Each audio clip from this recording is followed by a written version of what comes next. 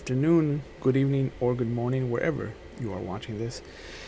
How is everybody? My name is Will. I will be your storyteller for this special one shot of Big Eyes, Small Mouth, an anime related story set in the far flung future of mankind. We are very excited to have a cast of characters unlike any we've seen before. And before anything, let's go ahead and meet our crew. Hello, everyone.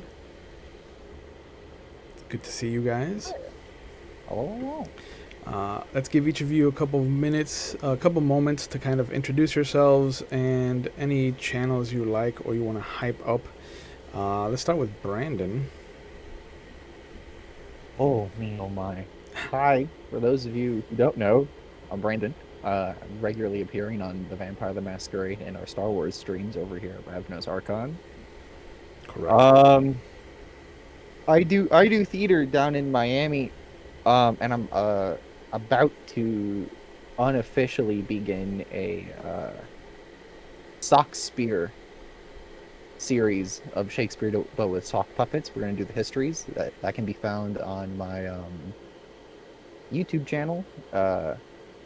It should be like my full name, Brandon Matthew Arrutia. Oh, But when the first episode drops, I'll mention it then. okay. Yeah. All right, let's shoot over to Lonnie. Hello guys, my name is Lonnie. You can find me on Twitch as Lonnie and Discord as Lonnie. Um, Starting May the 5th, you can see me on Archives of the Dragon doing their stream of Vampire the Masquerade. So hope you guys turn in for that. Nice. Archive of the Dragon, you said, right? Yes. Okay. So definitely go check that out. Let's hop over to Donald. Hi, I'm Donald. I don't have anything to plug, not a content creator, but I would like to plug you, Will. Oh, I appreciate Uh, that. Aside from your wonderful vampire, L5R, and Star Wars campaigns, you're so gracious to be storyteller for me and another group off camera. Yeah. And it's just, it's been a pleasure. Our D&D adventure has been a lot of fun. And last but not least, the disembodied voice that you can see in the image of Winchester Cult, Mitt.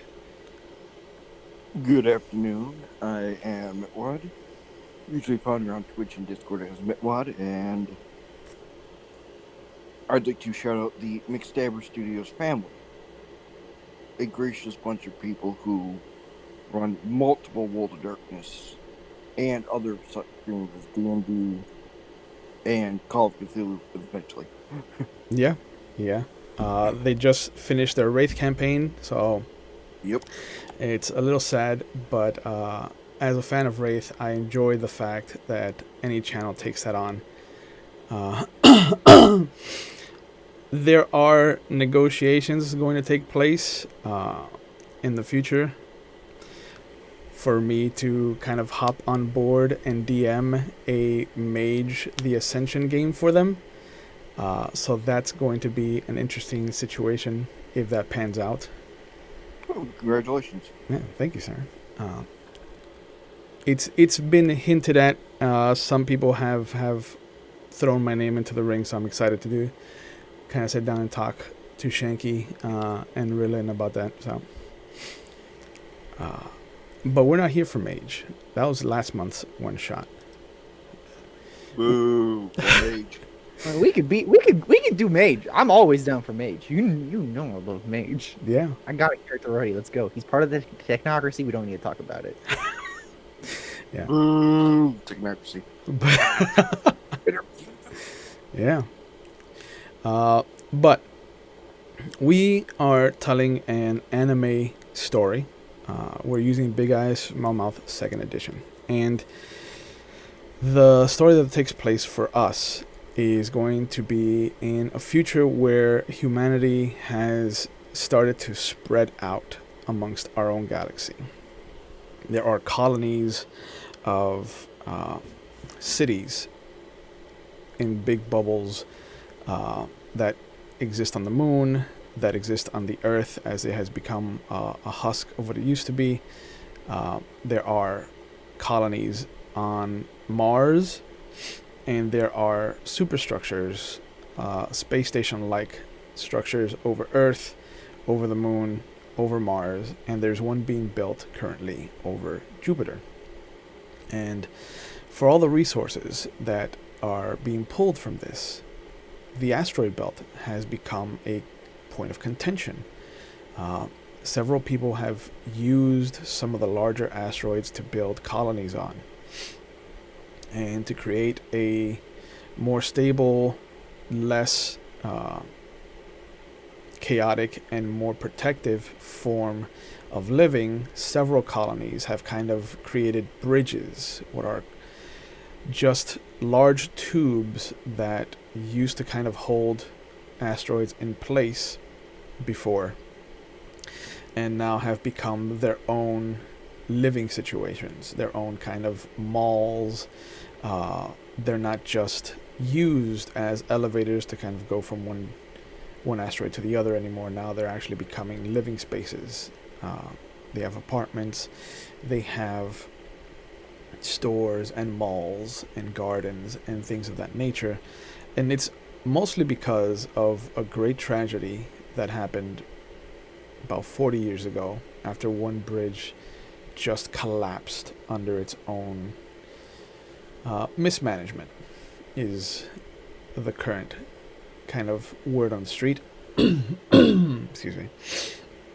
But our game opens up with the opening ceremony of a new bridge, the Ueyama-6 joining the Eden-6 colony and the Genesis-6 colony. It is the first co-op corporation alliance aimed at unifying the asteroid belt, not under a country's banner, not under some political stance, but instead under a coalition built on the ideals of one people. Too long has the interplanetary strife between the Earth Progenitor-Colonies, the Lunar Expansions, and the Mars Initiative have spread out to encompass the orbiting platforms and the superstructures that have become beacons of space travel and home to those calling themselves mags. As the first few citizens of the space stations used to live with magnetic boots. And so a distinction has been made that has kind of stuck. All of you have received some form of admittance to this shindig, whether it be a prize that has made its way into Makoto Emiko's hands, whether it is work related, as it has become for Trip, being assigned to the new bridge, or being there just to kind of show off the amount of cargo space this Alpha Dock has for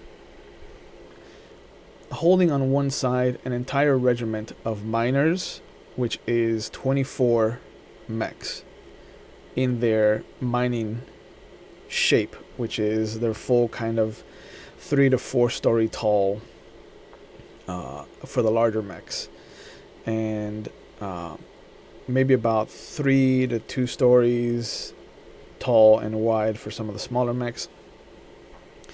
And to the other side, it hosts a cadre of different mechs from different unions. The Genesis scout drones, the Eden kind of sensor drones. But you also notice that there are a handful of what have been called cowboys. It is the mechs that are attributed to bounty hunters and other freelancers that work for the corporations. There's a handful of them that also fit rather nicely to one side of the Alpha Dock itself.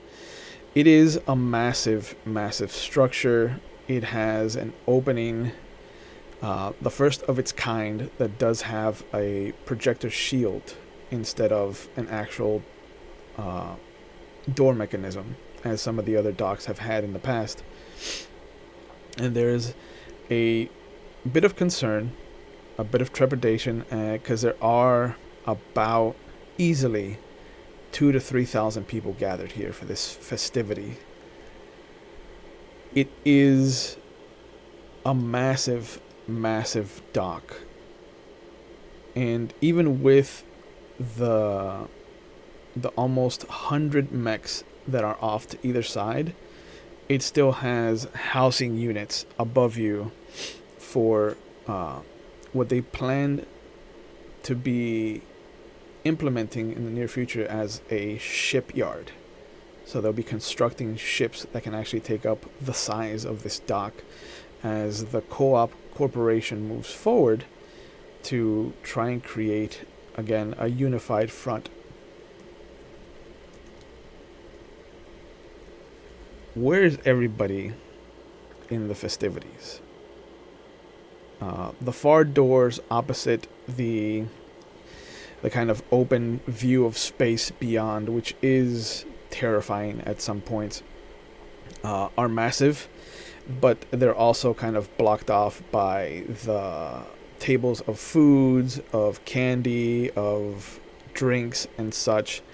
The ceremony is not set to start until noon, at which point there'll be some speeches, there'll be some fireworks, and then they will open the actual bridge to not just the people that they have gathered here in the Alpha Dock that have been brought in by transports, but they will open the bridge itself on both ends at the Eden 6 colony and the Genesis 6 colony. But where's everybody right now? Emiko has grabbed a drink, maybe like water, and she's kind of in like the furthest corner, just kind of observing everything. Okay. Trip somewhere where you can be keeping an eye on the different maintenance crews that are reviewing the systems. That shield door. Yeah, can't quite trust that. Yeah. But I'm glad that I don't have to be in the milieu with honorary rupture survivor stuff. Yeah. I'm cracking down on all those boys and saying, don't you dare step out of line right now. I swear, if any of you and any of your mechs go wrong, this whole operation's going under. We're looking good. We want to stay looking good. Now go polish, because all your drill heads look bad. Go polish them. You see Earthworm, he looks fabulous. Yeah. Go polish your drills. Yeah. And one of the guys is just kind of like sitting on his mech, finger in his nose. I throw a bottle at him. Get down. We talked about this. Get down from there. Mate, Just my hard hat. where's Winchester? I am mingling amongst the cowboy. Okay. I am being discreet about this, just listening for different stories, listening for different code words. There is chatter as to why there is an open space between a couple of the cowboys, and somebody says that Hamatoshi Kyoji is out on a mission and couldn't be bothered to be here today.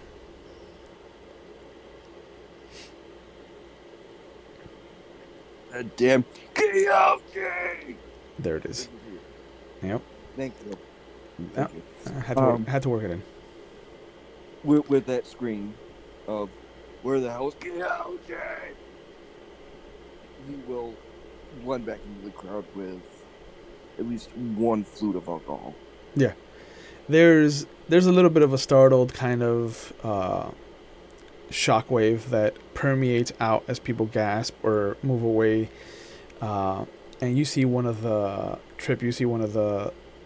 aides near you kind of look in that direction and he immediately starts to grab a broom and a kind of pan, like a dustpan, and he stops and he's just like,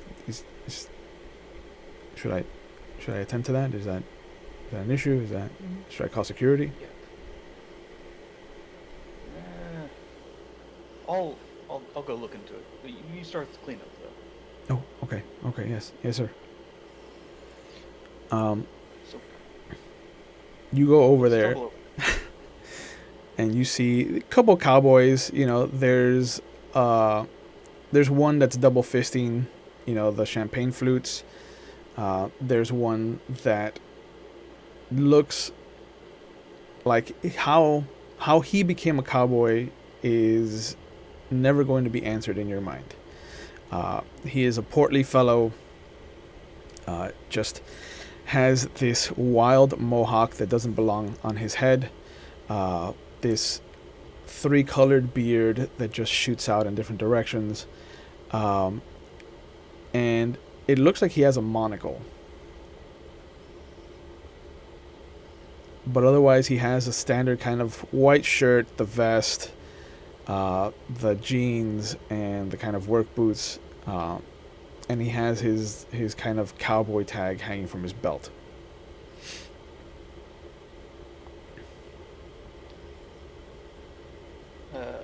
I'll ask to see the cowboy tag. Excuse me, it's causing trouble over here? He shows it to you, and he kind of points at Winchester. He's like, Nah, we're just excited. Oh, aren't we all? Okay, well, be careful. Systems. Right. Thanks, old man. There. And as everybody's kind of mingling, as everybody's trying to get everything going on, there's a sudden kind of ripple on the shield. And there's a couple of gasps from the people that are closest to it, and you can see that there are people that are starting to make their way away from the shield and into the actual part of the dock. And somebody on a megaphone, on a microphone, kind of gets up on the stage and just kind of, it's okay, it's just space debris. The shield is more than capable of blocking smaller portions of debris. It should be fine. And other spots in the shield start to ripple as more and more kind of debris starts to hit it. And then you just hear him, you see, there's nothing to fear, folks. The shield is a marvel of modern science. And as he says that, there's a sudden burst of starlight out in the distance in space, and it almost looks like space itself is being ripped apart and suddenly fabricated back together again, as you see a bishop ring suddenly appear in the distance. And if any of you have ever played or seen Halo, the halo is a bishop ring. It is a sustainable kind of idea of how civilizations will look in the future. And as it appears, you see pieces of it kind of start to peel off, and it starts to almost look like large kaiju-sized mechs are peeling themselves out of this outer ring and making their way out into the rest of the asteroid field, almost like they're making their way towards Jupiter. And at the same time, you see smaller kind of starfighter-like shapes start to zoom out of this bishop ring and fly towards the colonies. And as they do, you see these micro explosions as they start to explode and they blow up some of the asteroids on their way in, and the first few of them kind of crash against the shield, and you see that they are not starfighters in the sense of any kind of human shapes, triangular or anything like that. They look more worm-like. cylindrical, very few quote-unquote appendages coming out of them. And after the first three are destroyed by the power of the shield, the next one manages to kind of swim through as the energy has been depleted in the shield, and as it kind of hovers over people and they start to run and scatter screaming, you see smaller kind of droppings come out of it, but they turn out to be these humanoid things.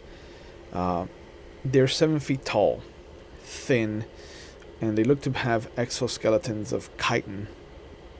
They have 2 humanoid arms that end in 3-fingered claws, with 2 sets of smaller, kind of more precise arms that look to be a third of their length that stick close to the body in the midsection. These have 6 fingers on each hand. Their legs kind of look like they can fold, almost like grasshopper legs. And their faces are kind of triangular with what looks to be a tiny mouth with no nose above it. But it does look like they have these 2 large antennae over their bulbous segmented eyes that aren't moving. They'll move with the head itself, but they also do have these 2 smaller antennae on either side of the mouth that are constantly flicking about. And these things kind of start to chitter and screech. And what would everyone like to do in this situation? Has there been any contact with another species, or would this be like the first recorded account? This is the first recorded account. This is first contact. Then I'm jumping into Earthworm. Okay. Yeah.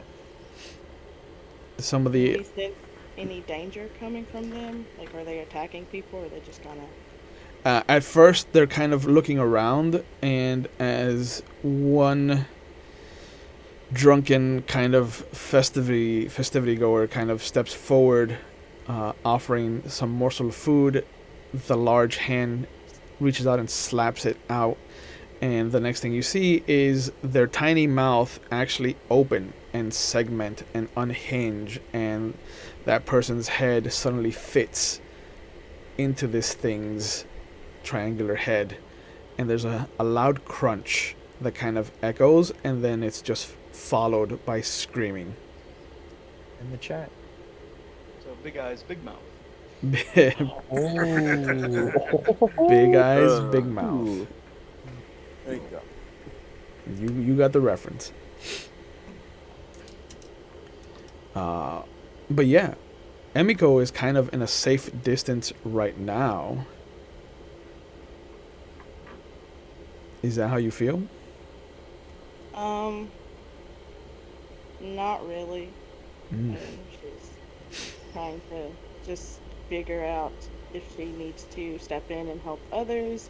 So she's kind of having like a breakdown. Okay. It's like overwhelming for her. Yeah. So she's kind of just watching everything, and Yeah, you can sense a lot of the people around you are starting to just flood their own kind of minds and yours because of your kind of empathy with just fear and dread. Some of the people that are kind of blind and have guide animals, you can feel them also starting to well up with dread.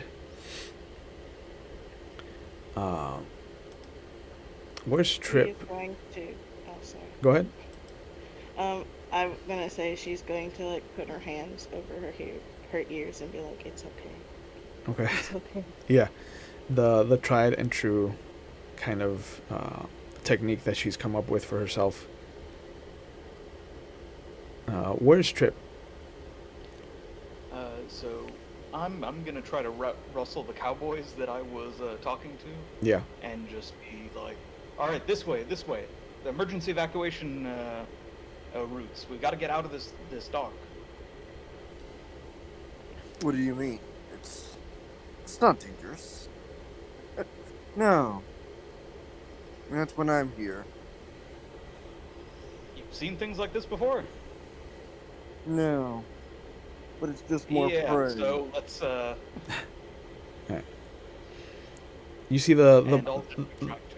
yeah, the portly guy kind of laughs as Winchester has his bravado kind of welling up, and he hands you his champagne flute. He's like, "Hold that for me," and you see him start to kind of jog towards one of the bigger quadruped mechs that's on the cowboy side of the dock.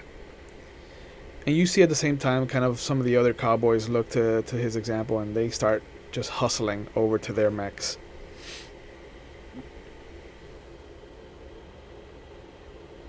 Winchester Well- following?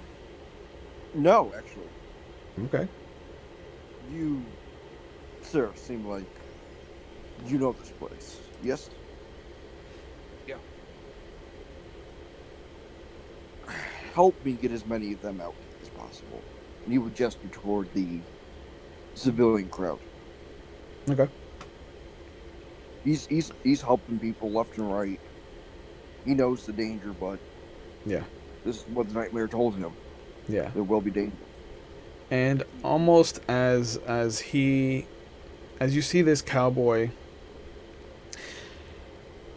describe yourself to each other, since you two are actually interacting with each other. Well, Trips. Imagine a scarecrow in overalls or coveralls. Oh yeah. Basically a space janitor. Got a clipboard, maybe a hard hat. Nah, just a soft cap. And he's a badge, big key ring, lots of key cards on it, different colors, and pockets full of space screwdrivers and whatnot. Old man, about 50. Before you stands a average-sized humanoid. Pale skin, piercing eyes, but you'll notice his red hair, unique amongst, the spacefarers. His suit is immaculate. You could even count the threads in it. It's so rich. He'll reach for one of his two Colt revolvers, just easily picking it up, spinning it, cocking it, ready to help people. His shoes are black, almost tar black, as he moves quickly. Okay. A few facial scars you might notice as he walks and rushes by. Right. Approximately 40.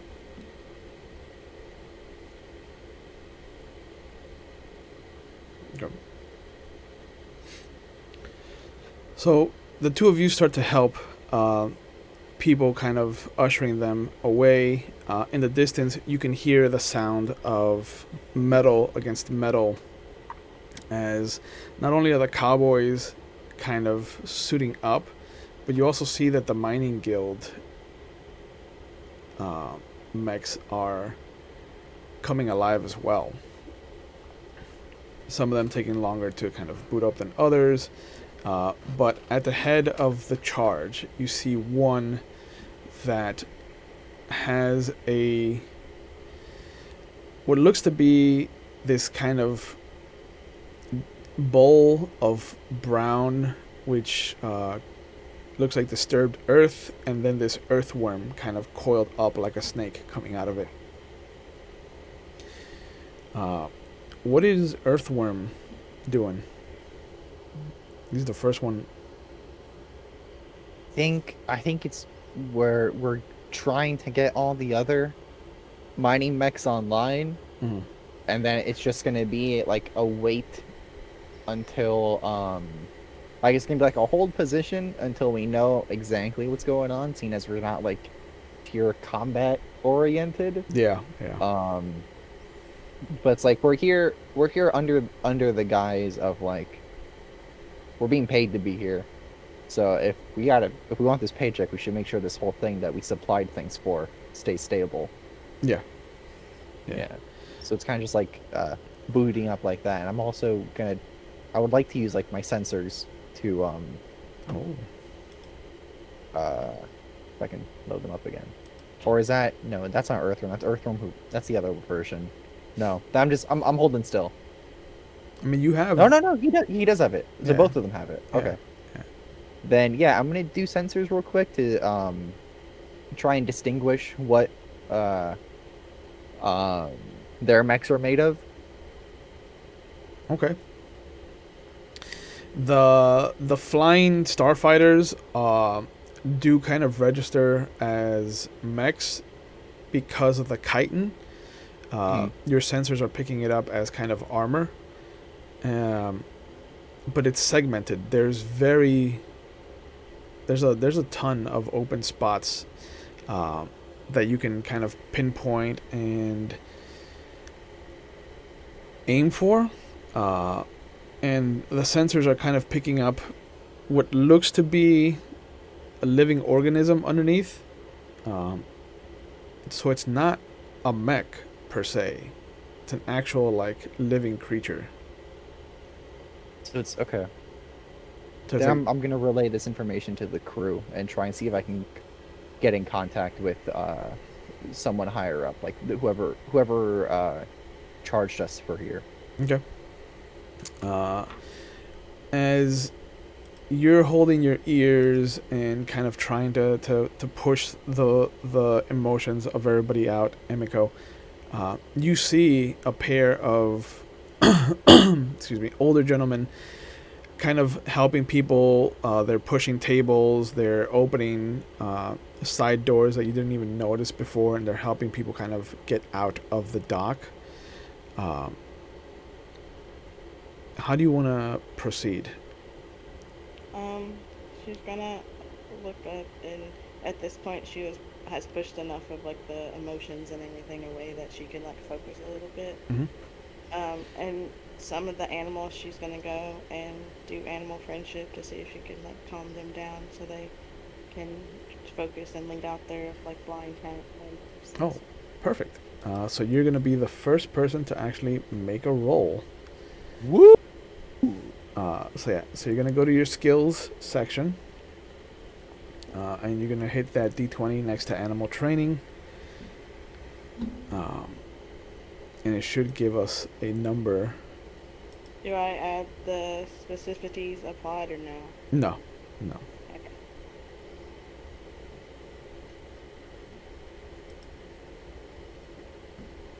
All right. Yeah.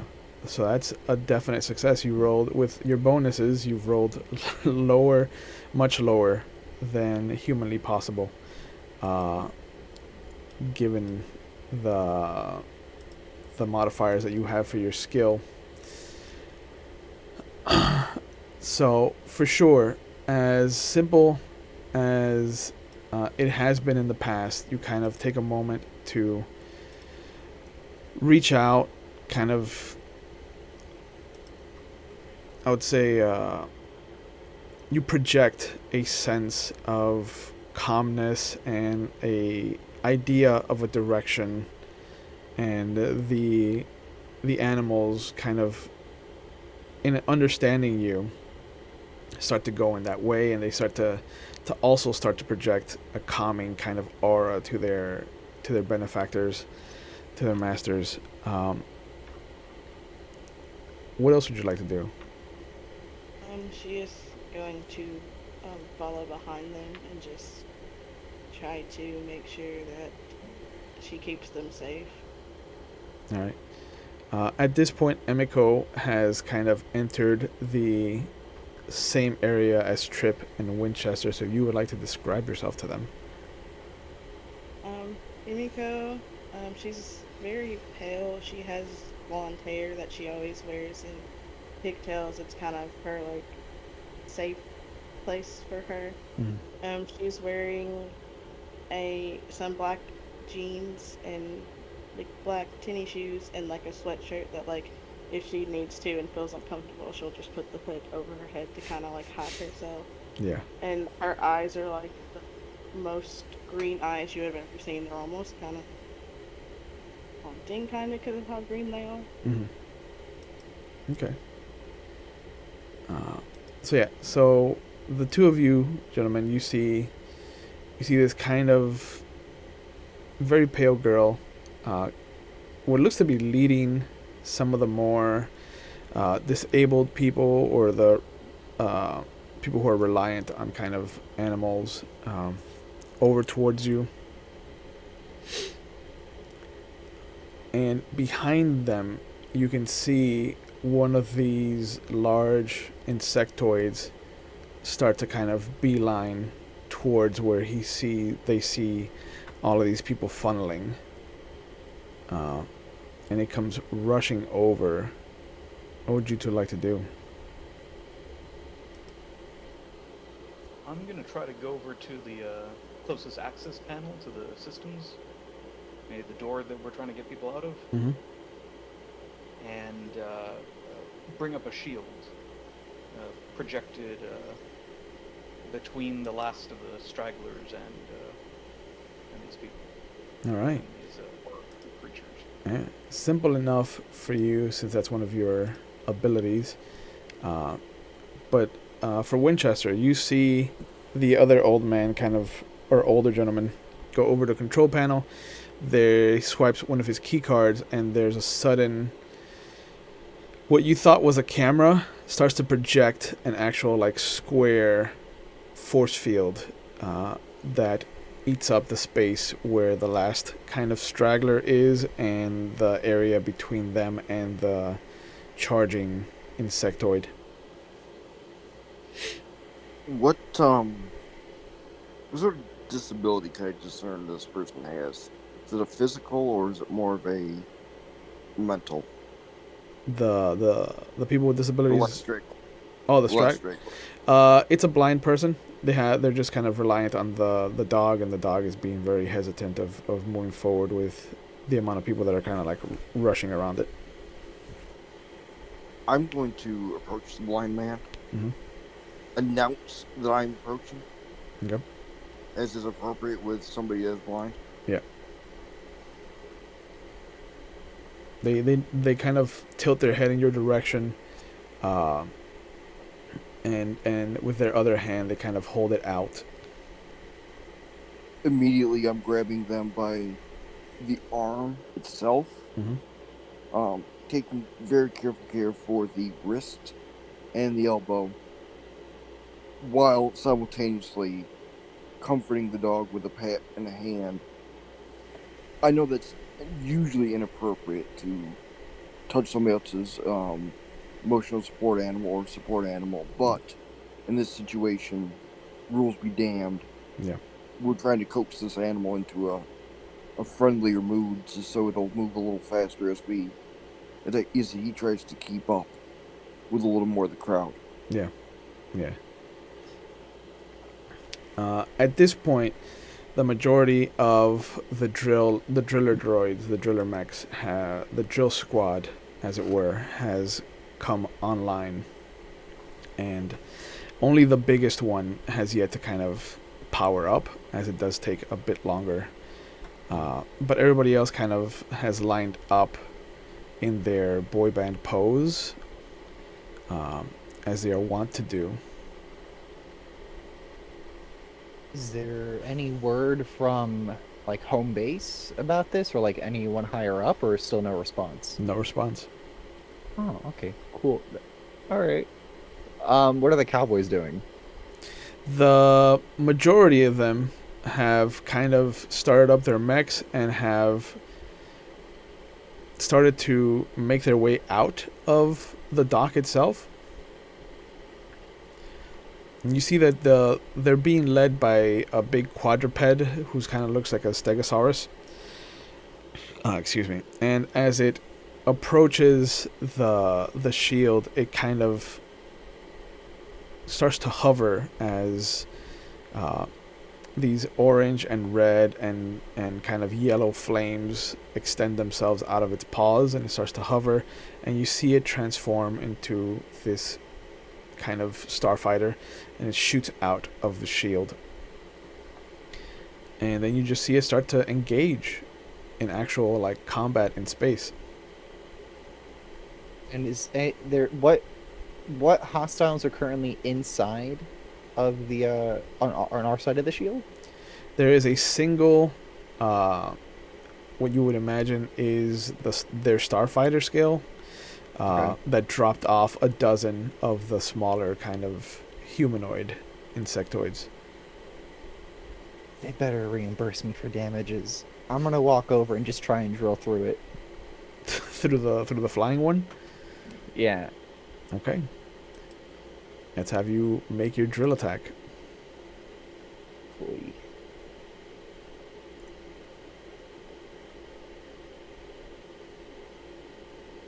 Roll was 3. Yeah. Your stat is 5. You rolled 3, which is, so you rolled lower than your stat, which is Yeah. what you want to do, and then you do 125 points of damage to this thing. Is that good? That is good. That is good. Okay, Simone. And as you drill straight into one of the little pockets of flesh in between the plates, you hear it screeching. Its head, what would be the head, you imagine, because there's no discernible features on the larger ones, just kind of rears up, and after a moment, you just see this vile kind of green blood expulse itself out of its what has now become its mouth, and it crumbles to the floor. So, okay, so so for my brain purposes, Yeah. this isn't like a Power Ranger mech. This is like an Neon Genesis Evangelion mech, where they're actually like sort Yes. of people. Oh, that hurts my heart, but we'll Yeah. do it. Yeah. We'll do it. Yeah, this Yeah. is Rashafan. Easily. Beautiful. Uh, I'm in the Zord. They're in the half human stuff. Yeah. Wonderful. Yes. To know. uh, Good to know. and you see that as it drops out of the air and kind of crumples at the floor beneath you, the green kind of ooze of its blood dripping down your drill bit, your drill point. The few kind of smaller insectoids that were near it, you see them suddenly get real low, and you see their legs kind of bend, and then they just hop, and I use quotations for hop, but they just kind of lunge onto the top of Earthworm. Oh no. And you can just hear the sound of whatever weapon they're using kind of scraping and cutting into the metallic husk of Earthworm. Some of the other drillers have taken it upon themselves to follow the cowboys into space. And you can see them turning into their kind of travel form as they approach the shield and start to take off. Trip, Winchester, and Emiko are safe behind the shield as this lunging insectoid kind of shoots forward in the same manner, but the force field kind of stops him dead in his tracks, and there's a heavy crunch as it kind of hits with its full force, and then you just see it slide down. Its weapon, now that it's kind of slid out of its hand, looks almost like a trident. But the outer fork, tangs, aren't straight. They're kind of curved inward, kind of like a man catcher.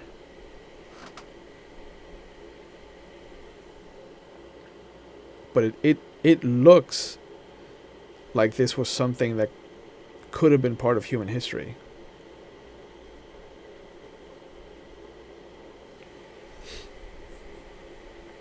What are the three of you doing?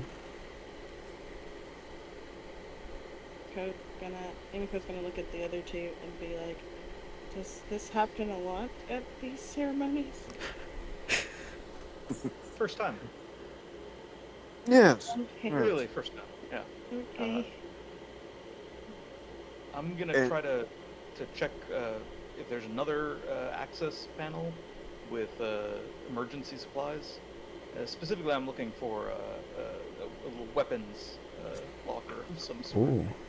Even rod's in your favor. Odds. That's a 5. So yeah, Yeah. you manage to pull out one of your correct key cards and you slide it where the panel would be, and sure enough, there's a little ding of confirmation of you having the access for it, and a panel opens up with a couple of pistols. There's 4 pistols. There's 2 rifles. And there's what looks to be the riot armor for 2 people, a male and a female. And you can see what looks to be the stun batons. There's 4 of those as well. I'll hastily grab just a helmet from the riot gear and put it on, and Yeah. a pistol, Nice. and sort of motion over to the cowboy, or if I see any of my crew still straggling, Yeah. to get themselves geared up. Yeah, they come rushing over. One of the newer recruits that just maybe like a week or so on the job kind of comes over, and he looks at the chest plate of the riot gear and the shield, and he's just like, is this still part of the training? You graduate today, boy. It's, get some of that on quick, and just start blasting. You'll just We'll hear. have to take up all the paperwork later, but this is a big mess. Sure, but as you mentioned that, you'll just hear the word "return, return" off a few times as he grabs one of the remaining stun batons, if there is one left. Yeah. And you see the insectoid that you kind of stopped with your shield start to shake itself as it regains consciousness, and the first thing it does is kind of start to reach for its trident. But you can hear it chittering, almost like it's talking. But you don't know if it's to you or if it's just kind of out loud. Now stop right there, or I'll shoot.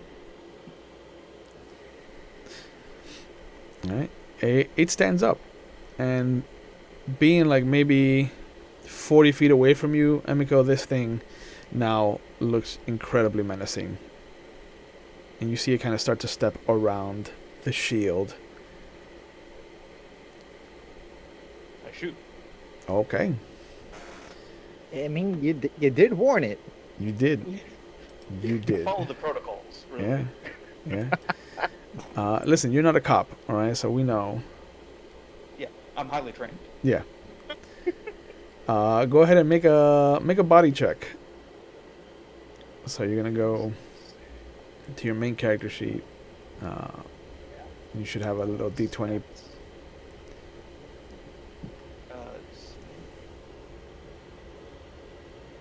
Oof. 9 is a little bit higher than 7. So you miss. There's Trips never fired a gun. Let's be honest. It's been a while. Yeah, and this thing is just instilling a primordial fear that you've never experienced. And so there's a lot going on, and there's the whole situation of like you have this new kid that you got to look out for. Everybody else is still trying to get out. And as you kind of go to fire, you close your eyes at the last moment, and you hear the gunshot kind of thundercrack around you. And as you open your eyes, you can see that you missed. but you also forced it to kind of shift in a direction to where it's back behind the shield, as it believes that it has to work both ways. So that might be its detriment, or it might be its intelligence shining through.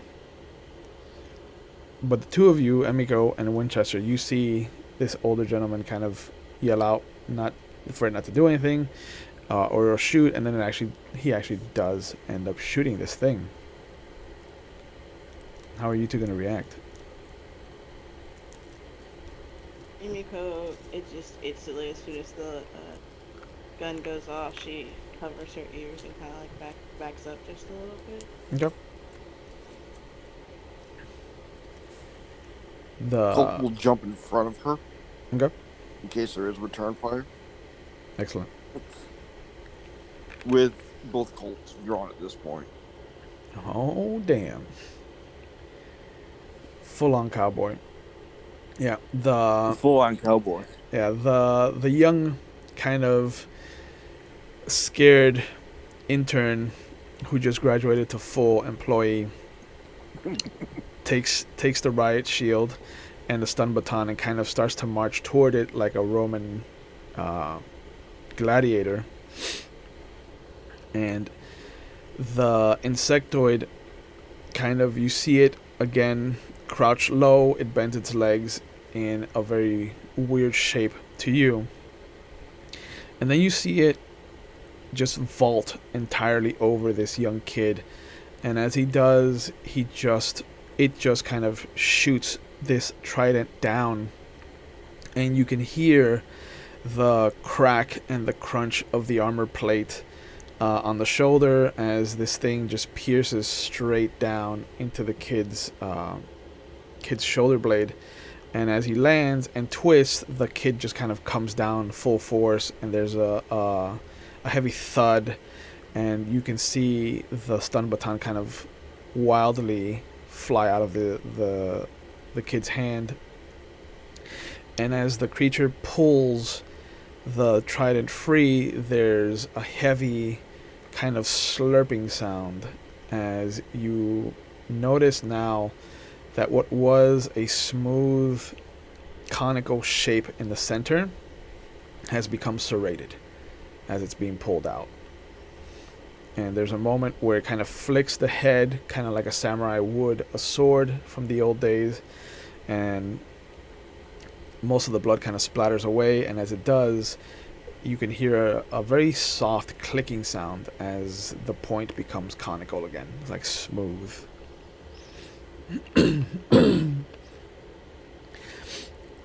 As we move over to Earthworm and the rest of the Mining Alliance, there are 3 insectoids on top of this body, and you can hear the sound of just the amount of stomping, the stabbing, the kind of useless attacks that they're making.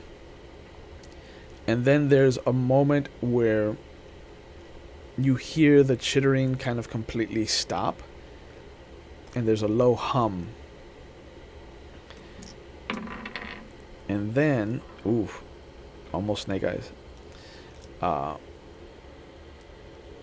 You feel, because one of your abilities, if I'm not mistaken, Air damage? is that you share damage with Earthworm. Yeah, where is that? Is that? I take 1 point per every 5 that he takes. Is that a? What is that? Is that a defect? No. You don't. It's not in my defect section. It's in my attributes. Yeah, yeah. Mutual damage. Yeah. Yep. Yeah. And he is awkwardly sized. Yeah. That's what I love about him. Poor guy. But sure enough, the Earthworm ends up taking 50 points of damage. Oh, my baby. And the rule that we came up with Mitt when we were creating his is that the amount of mech points you've put into him times 2 is the amount of health it has. I got 200 points. Yeah, so you have 200 health points. Okay. You're gonna have to keep track of them separately. All right. Because I know to put it. yeah, there's no real character. There's no way to put it on the character sheet on Roll20. Not sponsored, by the way. Excuse me. So it takes 50. That means that you take 10. Yeah. Okay. Oh, that's your shock value. Yeah, I know. I don't remember if I have to roll for that or not. You do. You have to I make. think you do. Yeah, you have to make Okay. a soul roll. So that means I now have 40. Yep. Okay. Yeah, every time. That's a bit above 3. That's That's a bit above 3. that's a bit above 3. That's unfortunate. 6 above. I need to consult the book for this. I just died. No, we didn't die. I'm dead. It was so good playing with you guys. I really enjoyed this game so far. Oh, it's an extreme failure. That's all it is. That's all it is. I just died near around tonight. It must have been something you said. All right, that's enough, or else we get demonetized. Not that there's a lot of money coming in anyway, but still. So yeah, so the reverberations of this assault have echoed through this body, and there's a moment where, just like in G Gundam, where a fighter, when a Gundam takes damage in a certain point, that fighter also feels that damage. You have the same kind of situation with your with your kind of suit, as it has wires that extend out from different joints and different parts of your body that kind of connect into Earthworm. And as the right shoulder is suddenly crushed by this combined kind of harmonic attack by these insectoids, your right shoulder feels like it is in a vice press, and the pain shoots out from your body like a volcano, pinpointed at the base of your neck and kind of shooting down into the rest of your body. And it's so fantastically unearthly in its scope to you that you just kind of slump in your seat and the world goes black for a moment. The rest of you can hear that there's a sudden moment where all of the chittering combined from the few that are alive completely stops.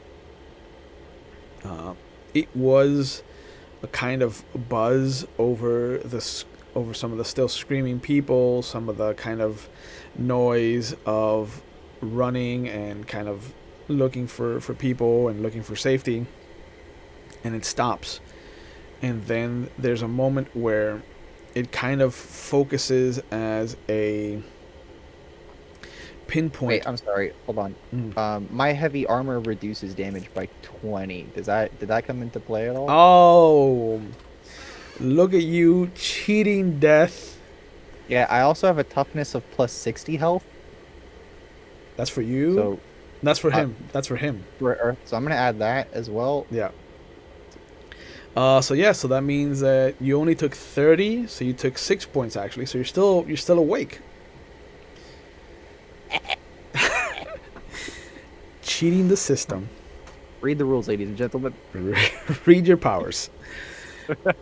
But sure enough, the rest of you kind of see and hear this very focused point of what sounds like a hum, and then one of the drilling mechs just suddenly has its right shoulder almost look like it's compressed, but there's nothing there compressing it. It just looks like a focused kind of round spherical kind of just punch that happened, but nothing physically happened to it.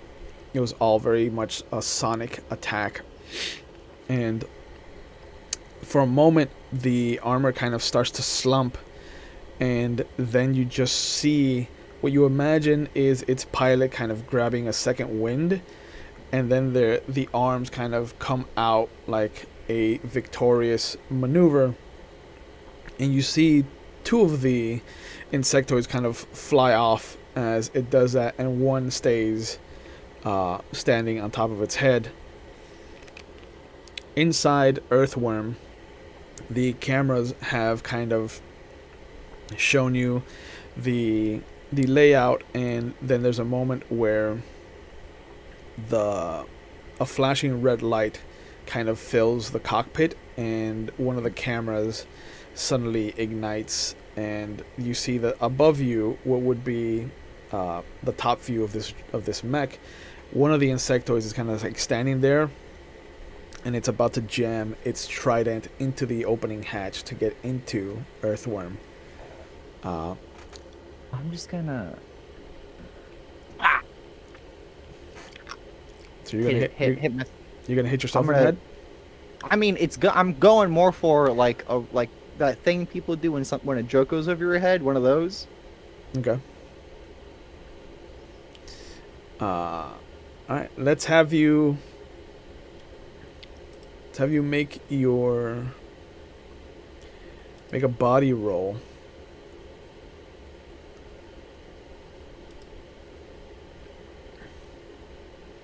Oh man. But it's my body. Yeah, because you're It the wouldn't one. be. It You're wouldn't the be like a one. drill attack. No, because you're not using the actual drill attack. You're just using Okay. the mech's hand. Okay. And because you are controlling it, a la G Gundam. Okay. Yeah, since you're using your right arm, the damage has kind of broken down, and whereas you would have easily have just kind of swung your hand upward and over your head, there's a moment where you do that motion in the cockpit, but there's a delay now, and there's a kind of telegraph of what you're about to do, and you can just see this insectoid just drop down onto its belly as the hand just kind of roars. You can hear the heavy kind of roar of the metal on metal kind of swoop past it, and it almost looks like it's shaking, like it's laughing. Okay. Well, I have 2 more attacks, so I'm gonna try and just pick it up then with that hand, and then just squish it. Okay, you are going for straight vendetta. Yeah. Make another body roll. Are you using your left hand then, since you're gonna squeeze? Because your right hand is the drill. Yeah. Okay. I'm going for the squeeze. All right, give yourself a -1 then. All right. So is that a 5? Yeah. Either way, you still rolled lower than your stat. Okay. Cool. So just so. Post combat is plus 60 damage. Yes. This counts. But as then close I also combat. have plus 30 to all damage. So it's plus 90, I guess. Yes. Cool. And being squeezed by a mech carries like a base 10, I'm gonna say. So you easily just kind of reach up, grab it, scrape it off of the top of your head, and as you bring it in front, so that your front camera can kind of give you a good look at this thing, your fingers just start to close in your own fist, and you can feel the amount of anger that you've kind of has welled up in the very beginning, the very just kind of small moments of their first attack on Earthworm. And as you close your fist and you see Earthworm respond in kind, you just hear the crunching. Almost like a Frito being crunched in your own hand. Very specific. Yeah. I had a Frito yesterday, so I kind of know what it sounds like. Nice. Yeah.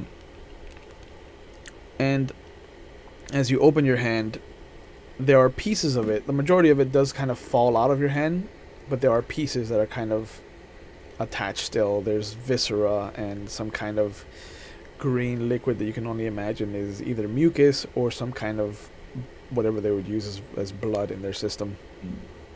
So what kind of Fritos were you eating? Just regular I think it was Fritos. the dip ones. Yeah, the Scoopy kinds. Frito scoops. Fritos con rojo. Yeah. But yes, so we move on to Trip, Emiko, and Winchester. The young kid is kind of screaming in pain.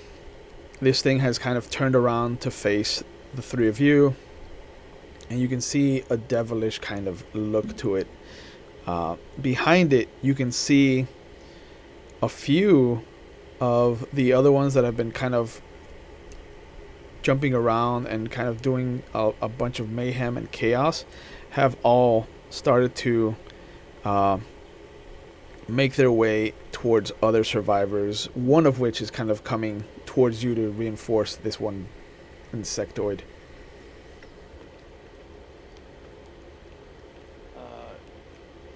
I'll try to go out and grab Stevie, the trainee. Yeah. If it looks like he could possibly survive. Oh yeah. He's fine. He's just, his arm is worse for wear. Like it's not moving. He's screaming about how he can't feel his fingers, but his left hand is completely still functioning. Okay, I'll try to grab him over my shoulder. Come on. Let's just try to get out of here as quick as can. All right. So Winchester, you see Trip, and Emiko, you see Trip kind of shoot around this insectoid to grab the young kid Stevie. I am going to reinforce him. Yep. Well, get on his other side with what I'm assuming is injured arm. Mm-hmm. Kind of feeling it to see if there's any nerve damage with the arm. Okay. So Emiko, you see the two gentlemen who were kind of standing in between you and this insectoid have suddenly kind of encircled it and moved behind it to help their fallen comrade, leaving it and you to square off.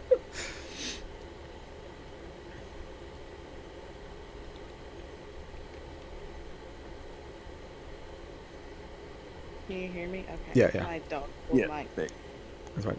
microphone out of the computer, sorry. She is going to hold deep within herself and make a ward? Yes. Just to... How many wards can I make with the spirit ward?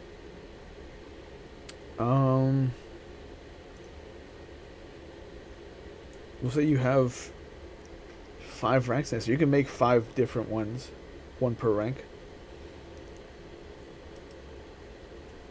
She's gonna make, like, right in a little bit further out in front of her. She's going to make like two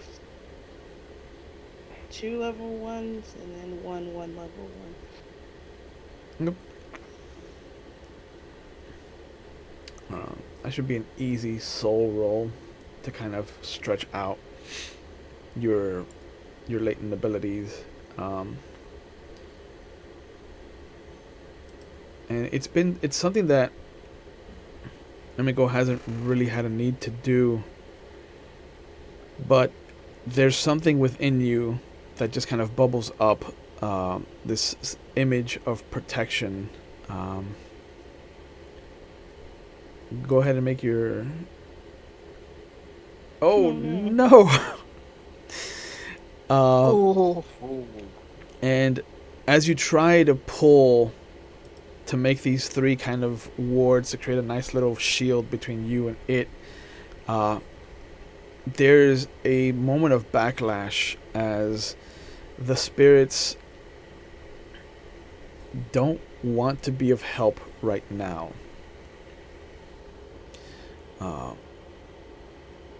You can feel them kind of bubbling up within you, kind of start to stretch out, and then there's a very kind of not nefarious or malicious, but kind of mischievous voice that just says, "No, No, I don't think so.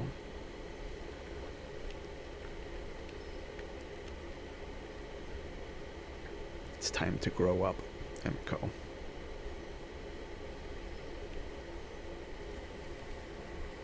He's going to not let that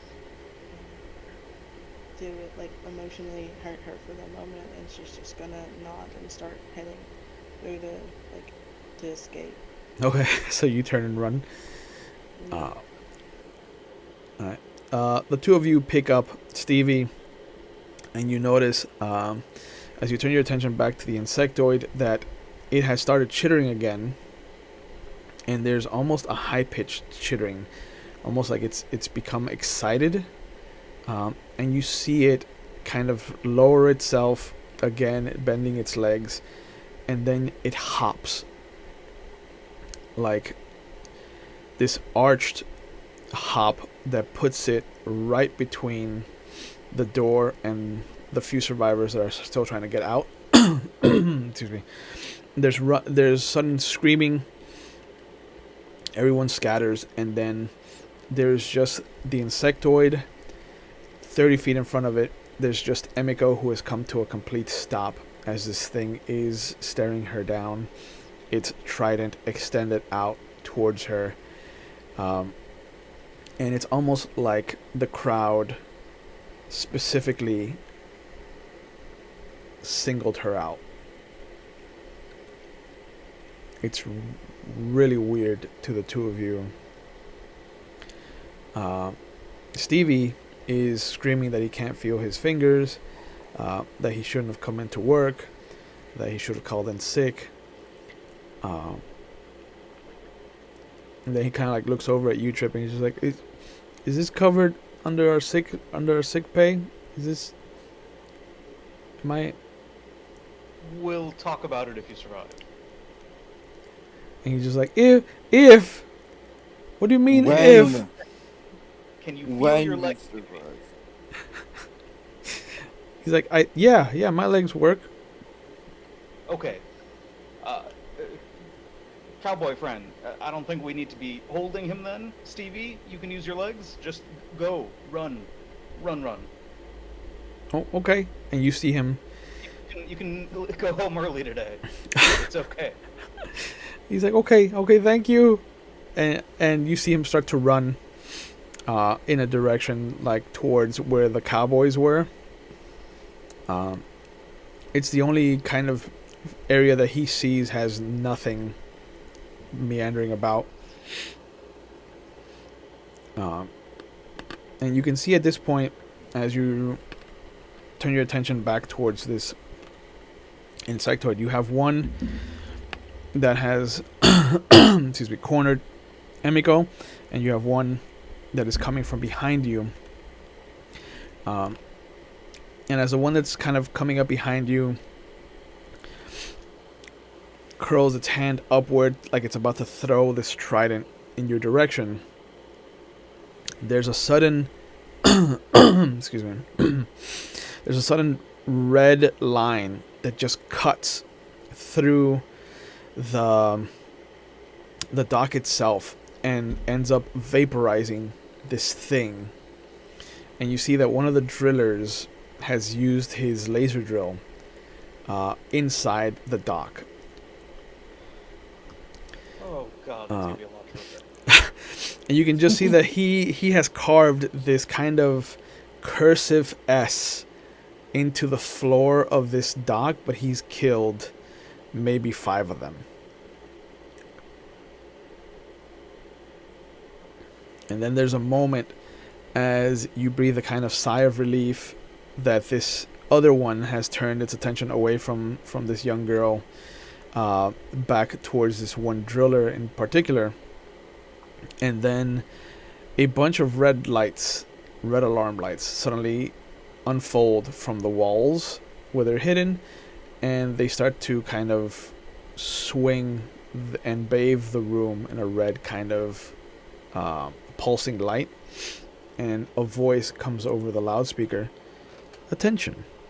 The dock has sustained too much damage. Shield integrity at 25%. Estimate shield loss within 10 minutes. Please seek shelter outside the dock area. Thank you.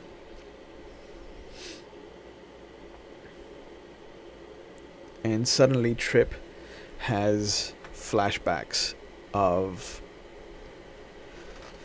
the same generator that claimed his first wife, his wife. And there's still maybe like 3 to 4 dozen people that haven't made their way out. There's maybe 3 insectoids that have kind of started to corral them. And you can see what looks to be another one of those starfighter kind of sized flying ones breaking away from the assault and kind of making its way over to the shield. But instead of forcing its way into the dock, you just see that it's kind of pushing enough of itself to kind of release more of these insectoids into the dock itself.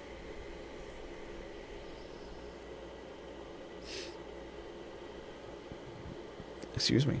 We need to get them quicker. I can attempt to lead them away with Dreadfolk, but this place is lost. I'm gonna see if I can adjust the shield or something, maybe. Okay. Yes. I'm gonna run up to the same wall access panels Yeah. and furiously try to see what I can do to shore up the existing shield, or move my own shield to pull in. Okay. Yeah. Let's have you make a mind roll.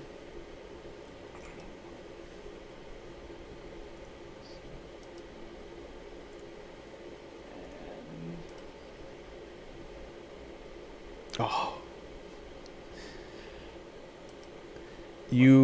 You see that you try to reinforce the large dock shield with your small shield, and there's a feedback that happens, and the small shield ends up just collapsing from where it was being projected, and then the feedback just destroys the panel that you're working on. That's not gonna work. We've got to go. Yes. Where's the young lady? She safe? No, there is a insectoid that has turned its attention back towards her, and it's preventing a few people from escaping from the door behind it. Did I bring extra bullets? Fuck it. I'm gonna level both Colts and take a shot. Okay. Let's have you make a body roll then, Yes, sir. instead of the regular attack, since you're leveling both of them. No modifiers. No. Oof. Oh no. That's a difference of 5. Where is my table? The game of where's my table? Yep. There it is. Roll is 5, 4 or 5 greater than the target number. It's a major failure. That's not bad. That's not an extreme failure like some people had.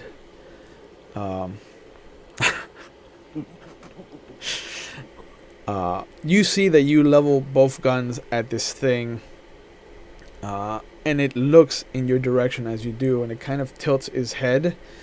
And as the thunderous crack of the 2 gunshots go off, they zoom past Emiko, and the thing just kind of, for a moment, it looks like it breathes in, and it just gets thinner, and both your shots would have hit Core.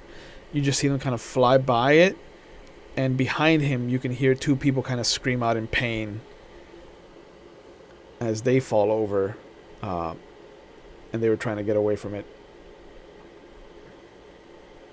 Guys, God damn it! Yeah. It doesn't look like they're fatal shots. It's just kind of like above the hip on one person, and just kind of mid flank on the other person. They'll survive, but we need a distraction. Yeah, and they do provide a distraction because their screaming has turned the insectoid's attention from Emiko to them. What is Emiko doing now that it's turned away from her? She is going to take like a breath, because she was holding her breath in fear the whole time.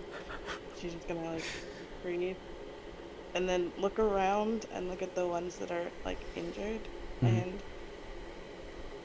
while the insectoid is distracted, she's gonna go within herself and say to the gods, "Why can't you help me? I don't understand what you mean that I need to grow up more. I don't get it." Okay. There's a voice again that comes in. We've given you these powers for a reason. Don't squander them. But these people, they need help. I was trying to stop any further harm to them, and you won't help me.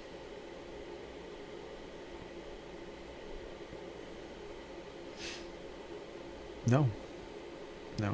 Who are they in the grand scheme of things?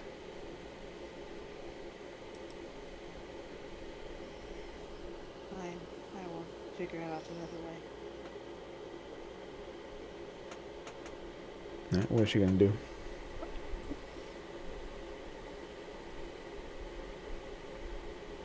And she's gonna go over to the other ones and try to unshield them out while the other one's distracted. Okay. And there's a moment where Trip and Winchester, excuse me, they suddenly see the young girl that had been very timid up until this point kind of rush forward, and as they kind of drop down to help one of the people you shot, Winchester, there's a glow that suddenly comes about her, and you can see the bullet kind of plop out of the wound of the person she's helping, and you can see some of it actually start to close, and the blood kind of start to retreat back into its body, into its host.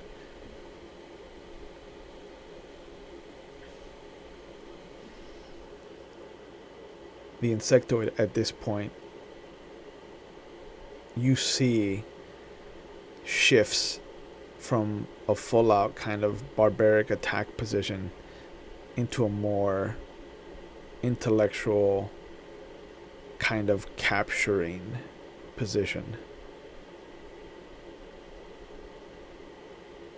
And we go back to Earthworm, and you see the other member of your crew just kind of like on the comms, just laughing.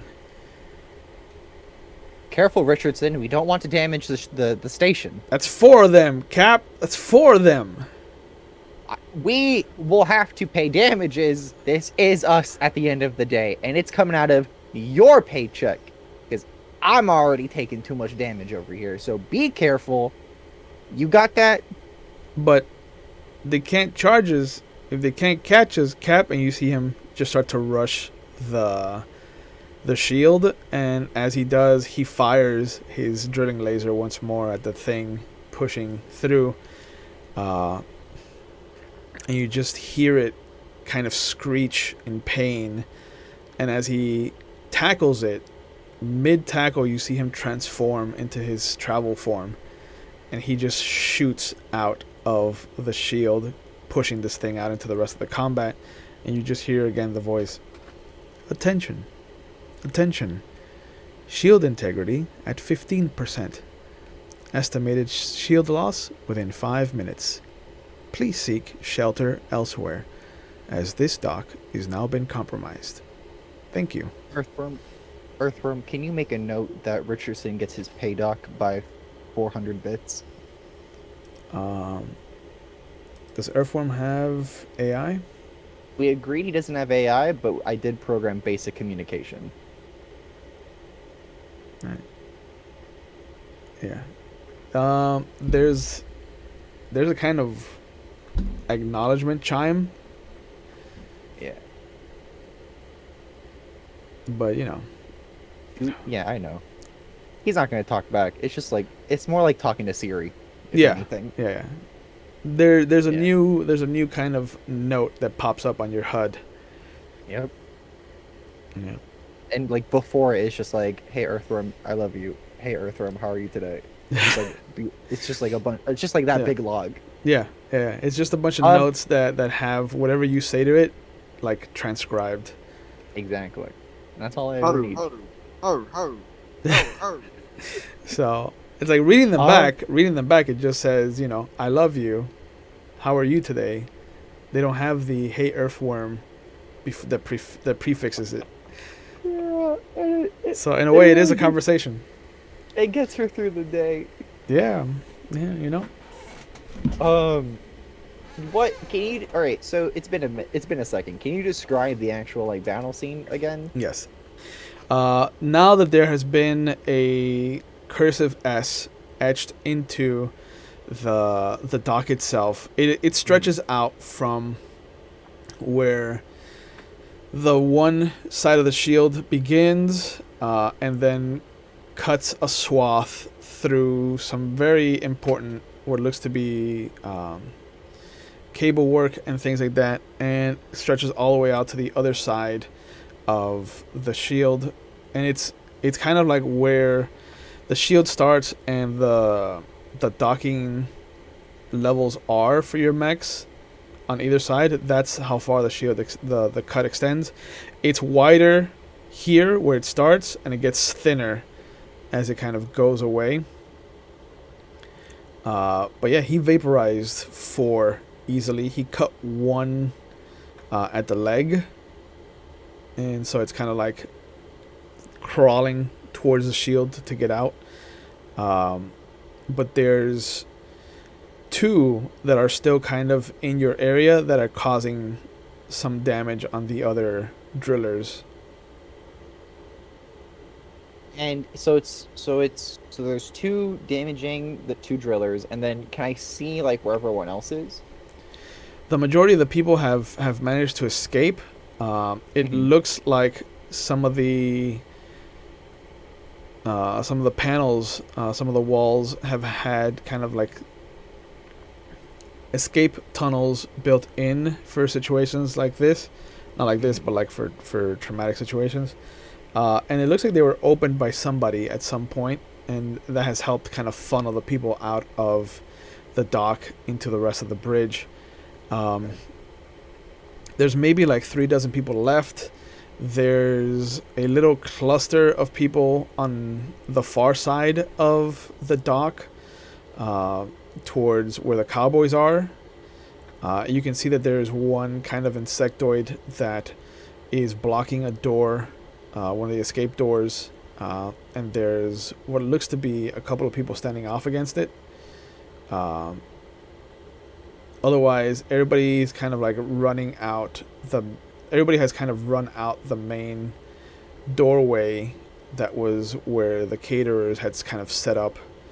And it looks like there's maybe 2 cowboy mechs that still haven't been operated. Oh yeah. Yeah, they're still dormant. Okay.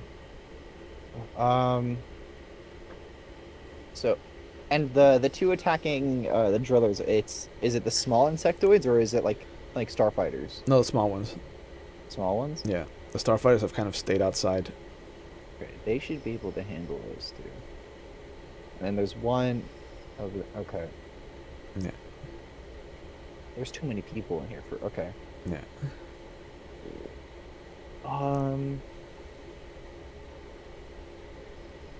There's a pair of them that are chasing people down. I'm gonna go after the pair then. If there's no other like backup to it. Yeah. You can see that there's gunshots being fired. That some of the people have taken arms and and security has kind of engaged with them. But Mm-hmm. it looks like they're hunting someone in particular. Like they're hunting specific people. Is it like people who are weak, people with weapons? Is there like who exactly are they chasing? If you want to take your action to zoom in and kind of get a read, that'd be your turn this time. I'll save their lives and figure it out. I'm gonna go after the pair. Okay. What are you doing? Drill or? I'm gonna go for the pair, and I'm just gonna drill sweep the two. All right. Go ahead and make a drill attack. Roll the 1. Wow. Wow. Yeah. Yeah. That's four under. So consulting the table, that's a major success. Oh yeah. Wait, there's The good shi- things on the table too? There's good The things on the shield table. repaired by 100%. Wow. Just by killing these two guys. Wow. No, but you see, again, there's a bit of a delay as the right shoulder is the one that was kind of destroyed. But they kind of look back in your direction, almost like they expect you to kind of go at them, and as they leap up into the air, your drill, which is easily a good kind of like, we'll say like 35 feet in a diameter at its largest, just comes sweeping through, eating up the majority of their kind of jump distance, and there is just chunks that start to fly as this kind of concentric circle of different direction spinning drill kind of sweeps over and just eats them up. And you see the group of people that they were chasing kind of drop down. They cover their heads, and there's just a kind of spatter of just green and chunks that falls around them. And you just hear over the comms, "All right, Cap. Are we going with lethal enforcement?" And Yes, but don't break anything. without waiting for an affirmation, you just see one of the other ones that was being harassed just turn on their drill, and they just go straight down on one of the insectoids and right into the dock floor. And you just hear, "Attention. Shield integrity at 10%. I repeat, shield integrity at 10%. Please evacuate the dock area. Thank you." Earthworm, make a note to dock Okayama's pay by 400. Again, the little acknowledgement ding, and then another note is added to your list. The Earthworm. And we go back to Emiko, Winchester, and Trip. How are you guys wanting to handle the situation?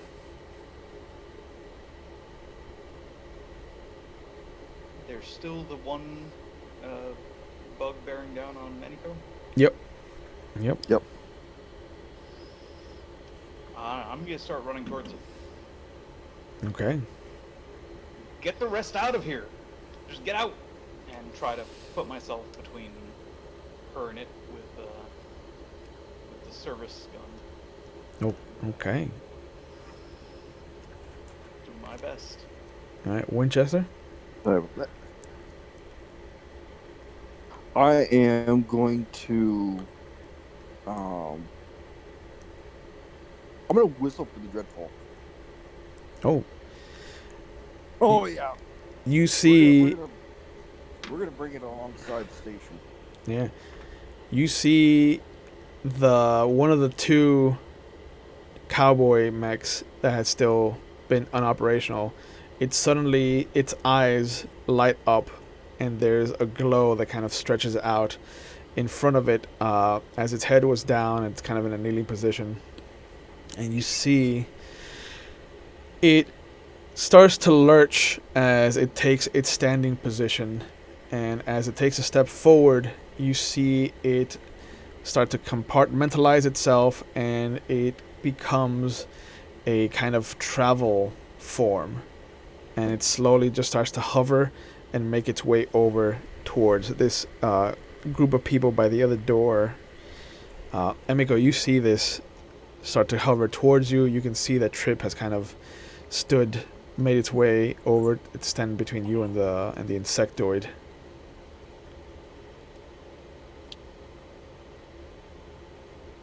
You're not coming through. All right. She's going to give him a nod when he tells her to get the other ones out, and as fastly and as organized as she can, try to get the rest of them moving so we can escape. Yeah. You've helped You'll- tremendously the one person that was wounded. The other one kind of relies on you to help them get out. What were you gonna say, Mitt? He'll open he'll whistle for it to open the cargo bay Okay. to get as many people inside as possible. It does. I believe in your travel form, I'm looking right now. you can carry one extra passenger. I will take the most wounded. I thought about a bigger capacity. Yeah, I did. You know, I thought we did. Yeah. It can carry 5 extra passengers. That's what it was. 5. Okay. Yeah. Then the three most injured and Emiko. Okay.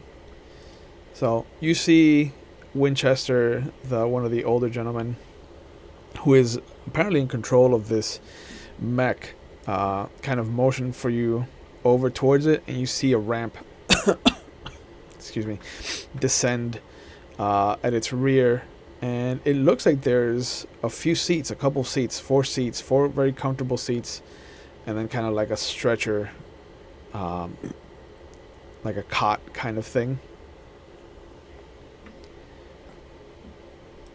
She's going to go up the ramp, helping the person that is injured, and help put them on the stretcher, and then take one of the seats. Okay. The other person that you were helping kind of comes over as well and sits down opposite of you. Trip? How many people are still, civilians scurrying around in the bay?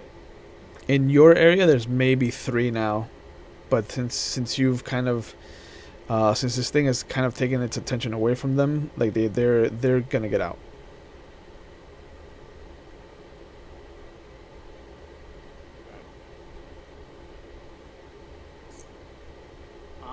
I'm gonna.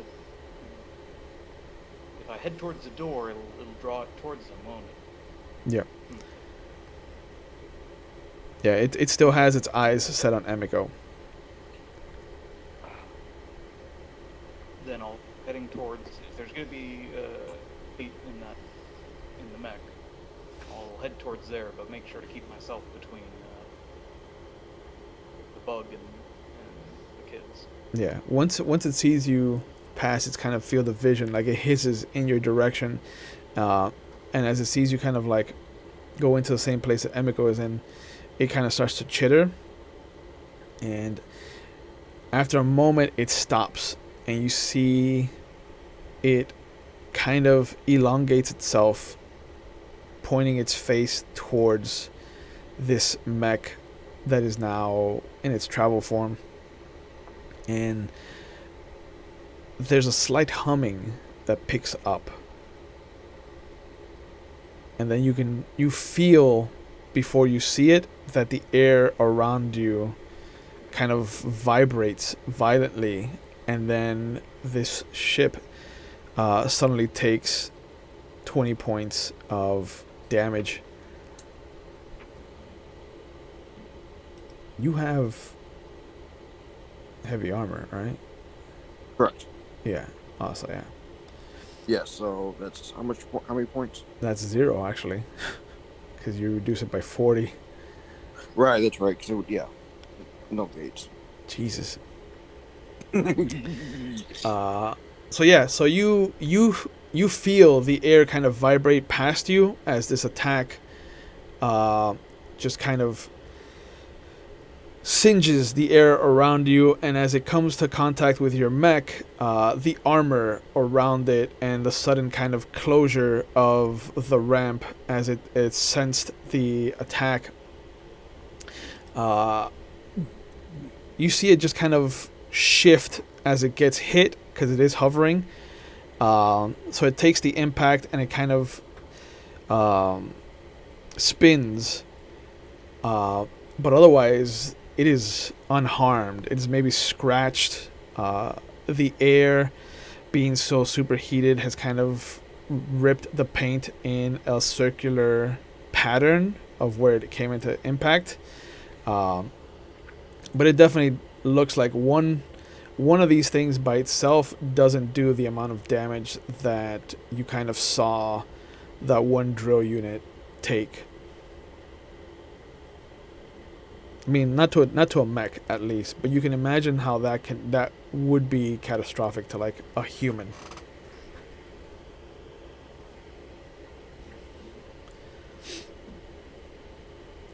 The mech is yours to command. The cockpit has opened. I'm gonna rush for the cockpit, All right. and as I'm rushing past, if Trip has not entered the cargo bay, He has. you will. No, yes, okay. Yeah. In that case, it's just him out there. Then you will get inside the cockpit and immediately close the door. All right.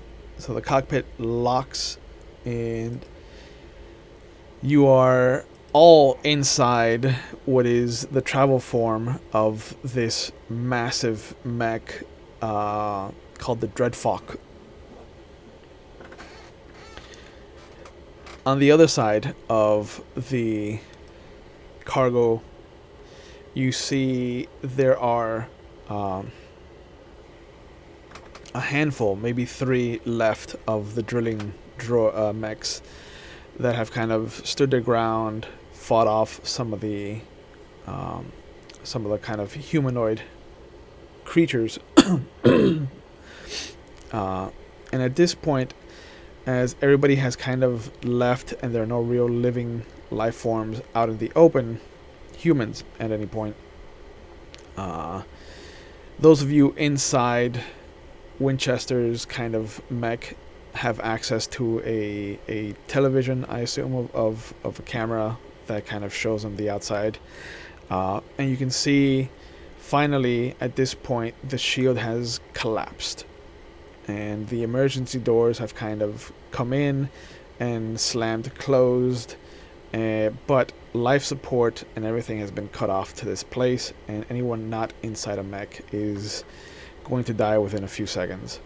But you notice that these insectoids, although there's no gravity anymore, they kind of navigate themselves through the vacuum of space rather easily. Like they've adapted to this. And you see them kind of like grab things and push themselves, and they're trying to make their way out into open space. And Brandon, at this point, you can see the others that are with you have shifted into their travel form, and have flown out into space. And as you start to make your way out into the coldness and vacuum of space, you suddenly see a panel that had normally had the kind of yellow and black of the "don't stand here," like this is a dangerous panel, don't touch, it suddenly slides open. And you can see what looks to be a cavity that almost looks like it fits your little gem that you were left with when you were orphaned. Excuse me. Okay. Okay.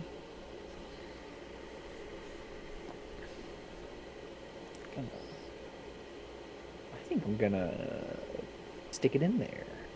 Oh, okay. Yeah. As you do, there's these little robotic pincers that kind of put it in place, hold it in place, and the panel closes again. And there's a moment where you see the entire cockpit start to glow as if there's an unheard of power being pulsed through this mech.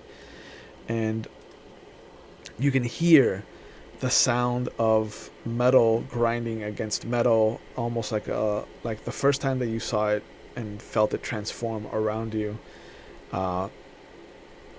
Winchester and the rest, as you're kind of aiming yourselves towards it, as it is one of the last mechs to leave, you can see that some of its plates are starting to move around. It is transforming. It is becoming bigger, and you can see it is its drill now becomes this segmented four-part kind of armature that pops open and slides back along its arm, revealing a second useful kind of right hand. And then you see that its plating becomes denser. Its ground speed suddenly increases, and there's these two massive kind of rods that come down from its back and swing upward and outward. And you can just see the whole thing illuminated with blue-white fire as it suddenly becomes a kind of wingspan for this thing. And you see it just kind of shoot out into space. Excuse me.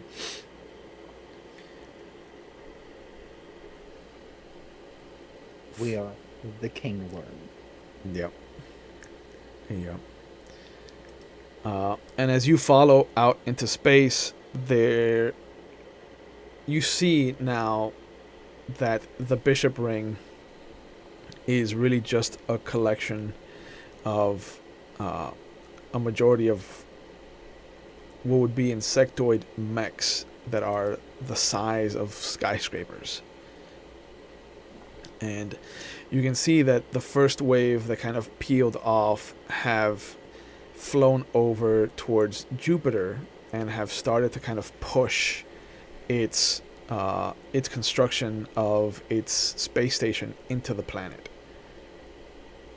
They have murdered what was the construction crew and whatever primary living colonists had been on that. And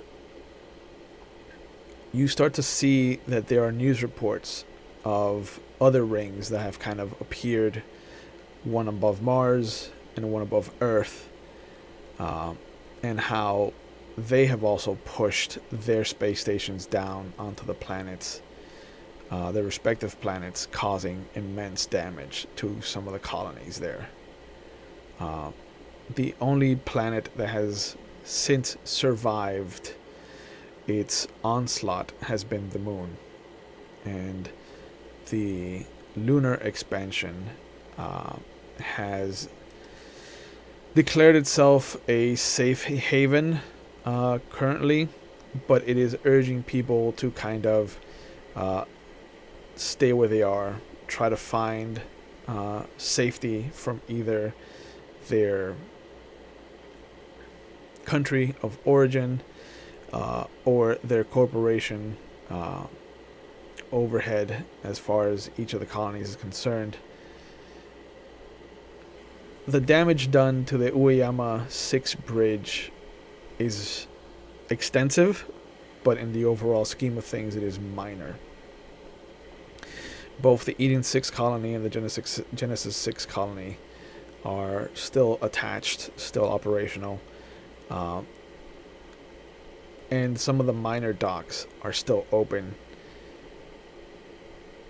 With the Alpha dock being destroyed, the majority of the insectoid ships are returning to the Bishop Ring. What would the two of you like to do? Winchester and Komorebi. Is there like a general comm system? An open channel? Yeah, like an open channel. Yeah.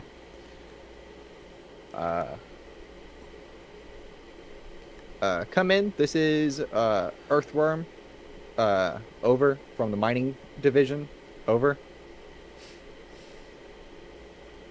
Earthworm, this is Dreadful. We read you. Over. Hey Dreadful. This is pretty nasty. Over.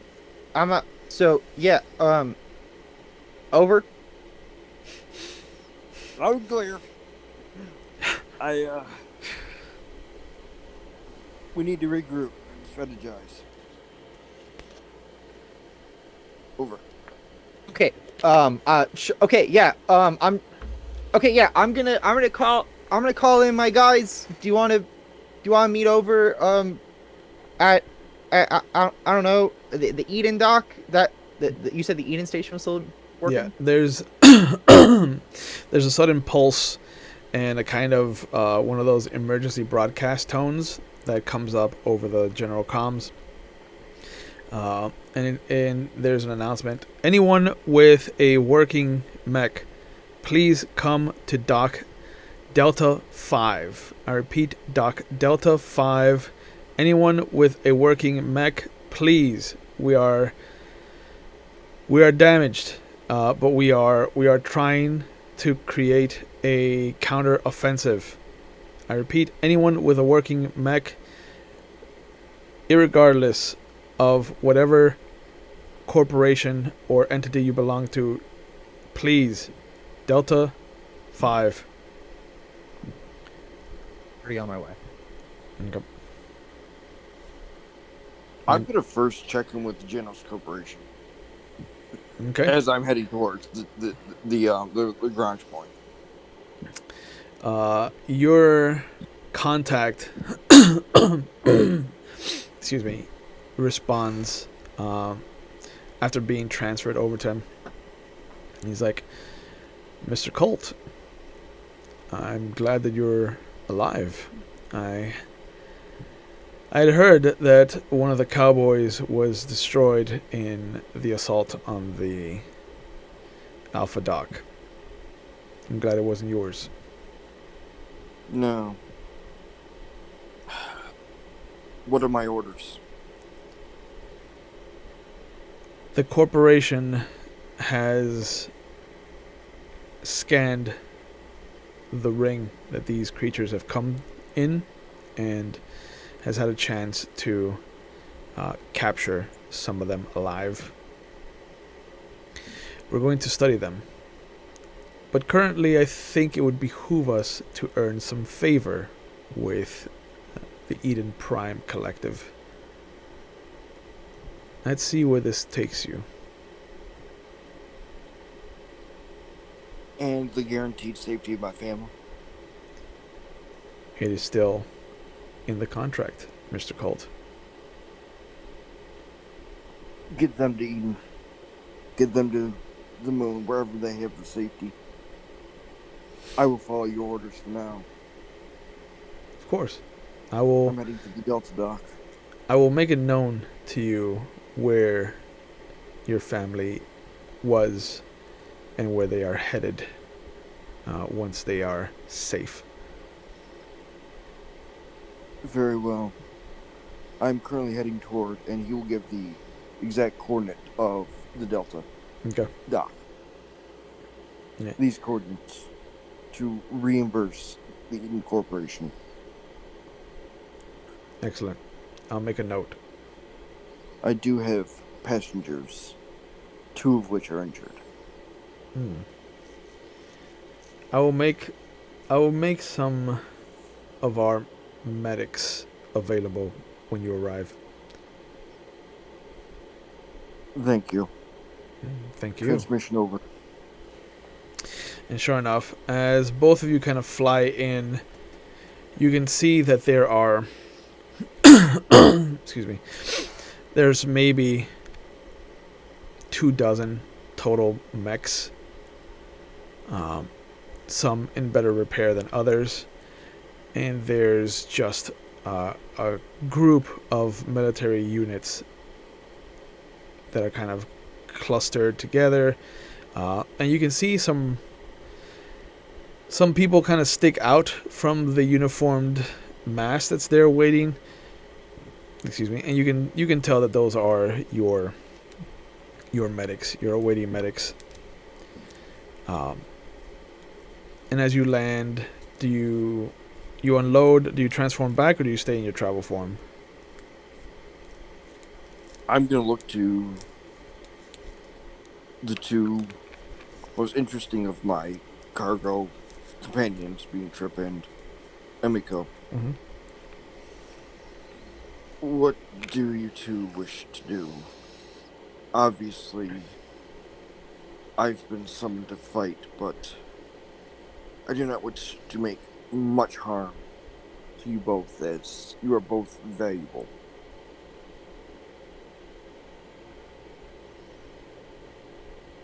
So I've got a quick question that might be rewinding a little bit. Mm.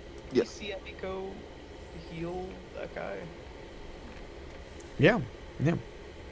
Is this I a didn't thing because like, is this like a regular thing in the world? No. Okay. Okay. Yeah. You guys can chat in the actual cargo spot. it would probably take them. What's the distance on that from It's a Alpha good to Delta? it's a good like 15 to 20 minutes. Okay, so it's only I'm only going Mach 2 Yeah. Yeah. And you can also swivel your chair and kind of descend into the cargo area, so you can be part of the conversation if you want to. If Trip's gonna Oh. bring up. I'll go ahead and do that after I make my We're on our way. Yeah. transmission. If everything was stable, I would be Trip would just. Excuse me, but what was that you did? I Miko saw blood coming right out of it.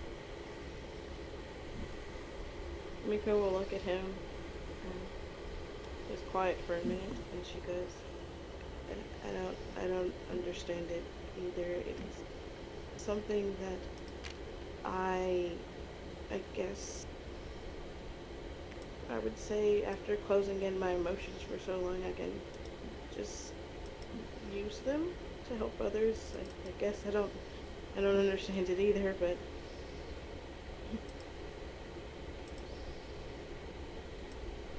Okay. Cowboy, you ever seen anything like that? I was distracted with, not blowing this up. What happened? Well, maybe it was nothing. I don't. It wasn't nothing. She healed the wound. Pulled the bullet right out of it. Well, once we arrive, my medic team can see to them. Just don't mention it to them.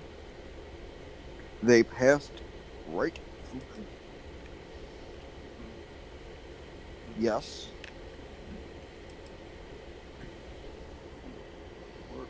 That bug looked like he wanted you specifically.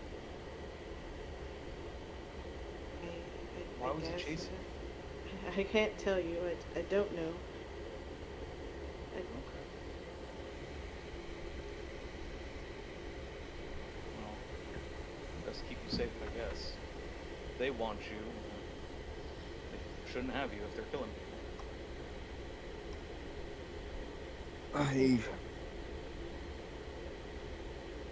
I have to be honest. I'm a current slave, if you will, of the Genos Corporation. Yes, I know. They are currently keeping my family, protected, if you will. And if they do what they did to us, to her, gesturing toward the blonde woman, I, Captain Winchester Colt, cannot allow that to happen.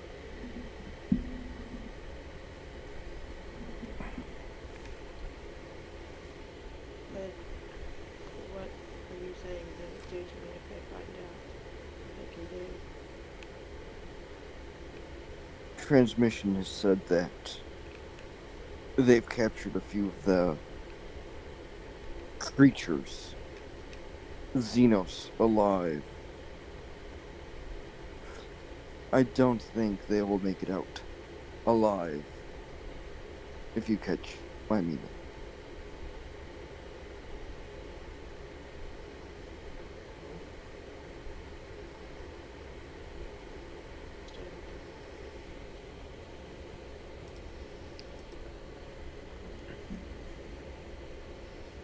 You are unique.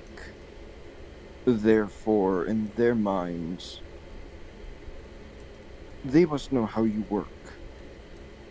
By any means. Wouldn't you agree, Dock Worker? Name's Trip. Senior dock engineer. Now, I don't know. It seems like a big assumption to make. But this is all bad news. Really? But maybe when we land Eden Corp, we should be able to find some Eden Corp folk that can help out. Yes, that Probably is know a lot more about what's going on. the plan. We should only be there and he metaphorically checks his wrist. Oh, look. 5, maybe 10 minutes. I think we should rendezvous with this earthworm. He, or at least it, seems to know what they are doing. Yeah, that's some fancy custom ship out Mecca they got there. Wings and whatnot. I am the dead hawk for a reason.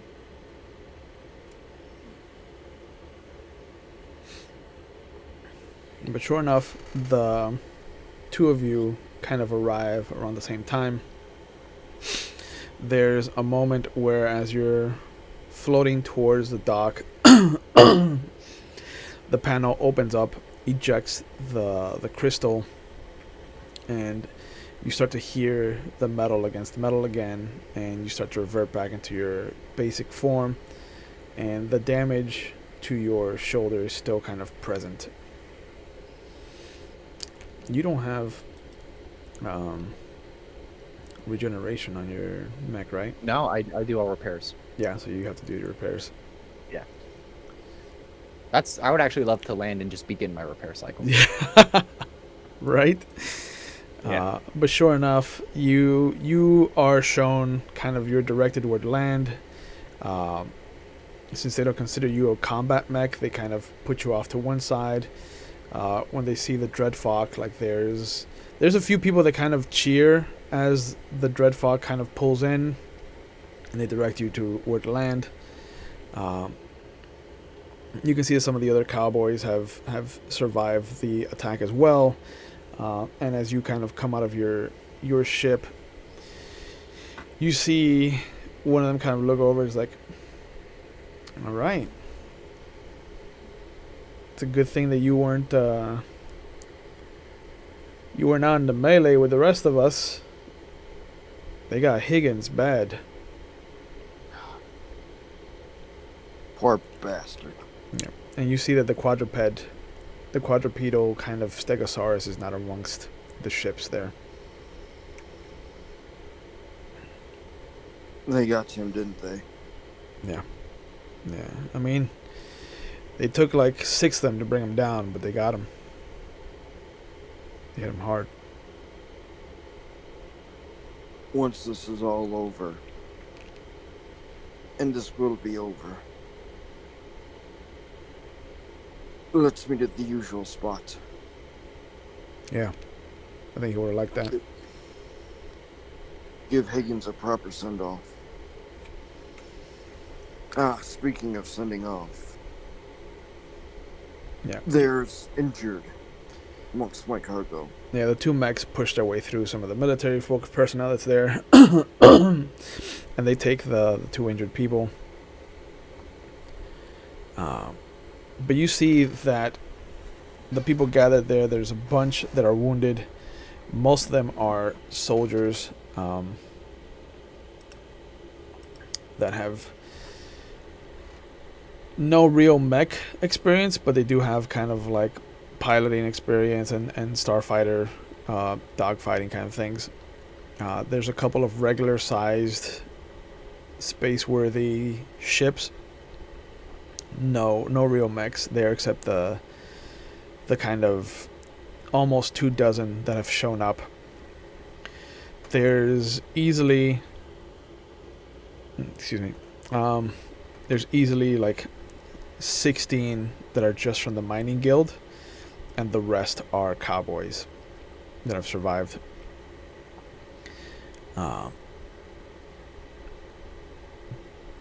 But the military people that are there kind of look out and they're like, we can't force you to join us, but we need to push back. I think this is a clear indication of a race that is not going to stop just at one kind of victory. Did anybody kind of get any sense of what to do to get a better read on them, to get a better handle on fighting them?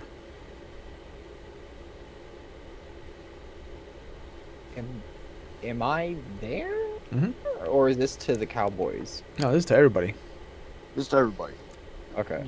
We were all collected. No. Okay, I wasn't sure if we were kept off to the side. I misunderstood. No. You were told to park in a different section where your mining alright. group was. Yeah. But Okay. but it's they like gathered us all. Yeah. Okay. Yeah. Yeah. It's basically just the non-combat mechs are to the left side of the dock, and the combat mechs are to the right side.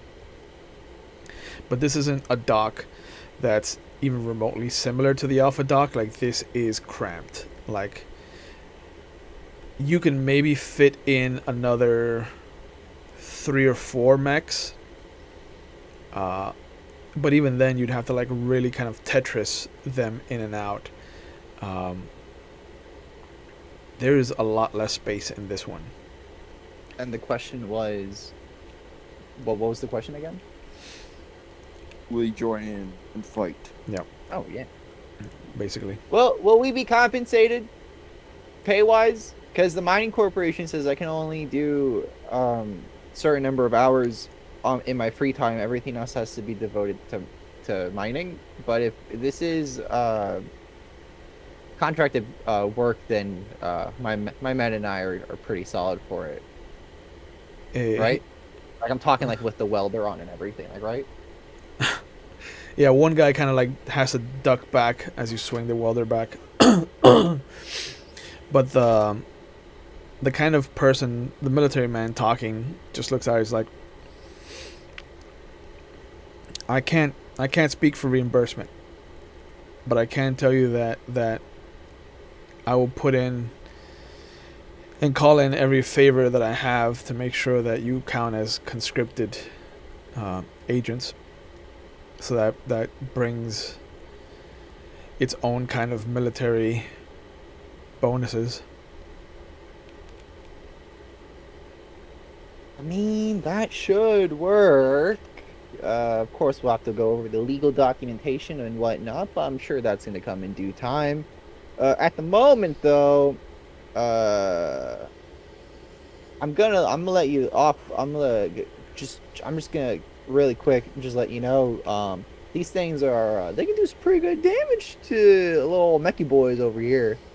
So I would be on the safe side with that because they can hum like a good cricket back from Earth and just blew up my right shoulder over here. So I'm repairing on right now, halfway through the repair. Pretty good, a little earthworm boy.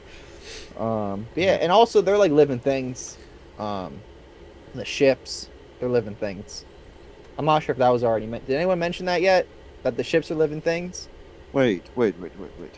You're saying there's something inside it.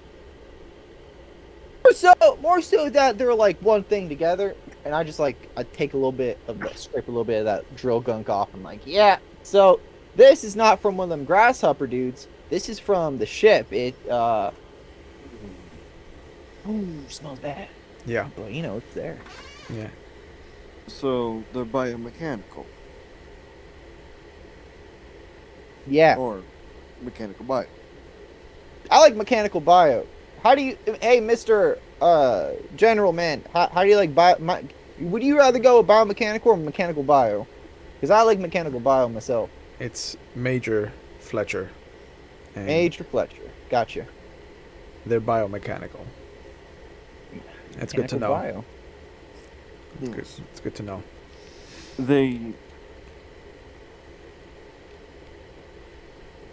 And you can see him kind of shift his gaze toward the blonde woman, the very pale blonde woman that was near his ship.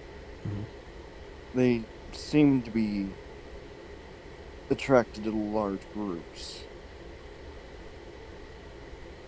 Maybe they have sentience. Interesting. Anybody else notice anything that we can use against them? Or to help us in any way, shape, or form? Their primary material is chitin. That help? Yeah. Thank you, miss. You're welcome. They fought mostly hand to hand. They had these spear trident things that looked smooth but then turned barbed when they yanked them out of yanked them right out of people. Mm. And they seemed to be able to deflect bullets or something. Cowboy and I couldn't hit them. No. Interesting. It seemed to shrink when I fired at it. Shrink. Now that I'm not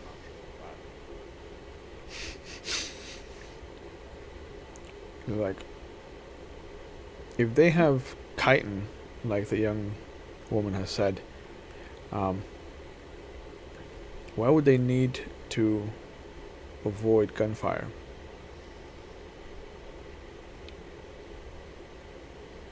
First time trying to conquer a planet.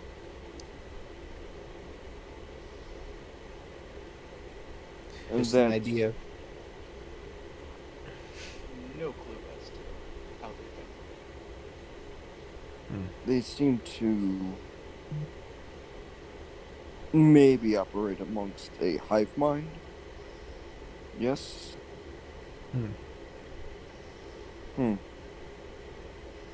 Might make sense. Force shield stopped them.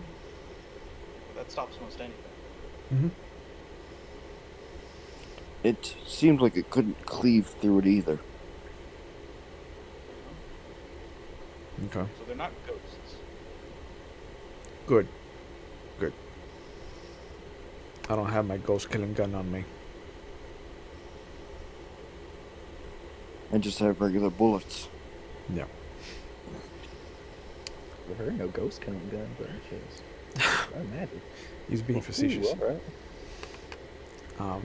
How is Emiko taking all of this? Because they're kind of not directly talking about her, but they're definitely keeping her in the subject. When Winchester like looked over at her eyes immediately like shifted to the ground. And just kind of like nervously playing like the sleeves of her sweatshirt and just being really, really quiet. Like she wants to tell them, like she wants to know why these creatures were specifically after her, but she doesn't know why. Yeah. So it's kind of eating at her, and she feels like she's putting everybody in danger by just being.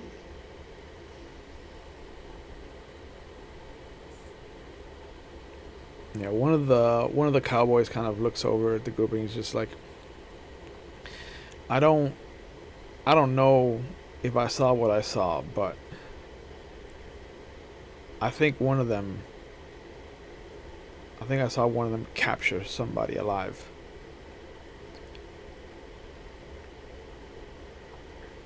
I don't know what they did with them, but it looked like they were vomiting something onto them, kind of like cocooning them.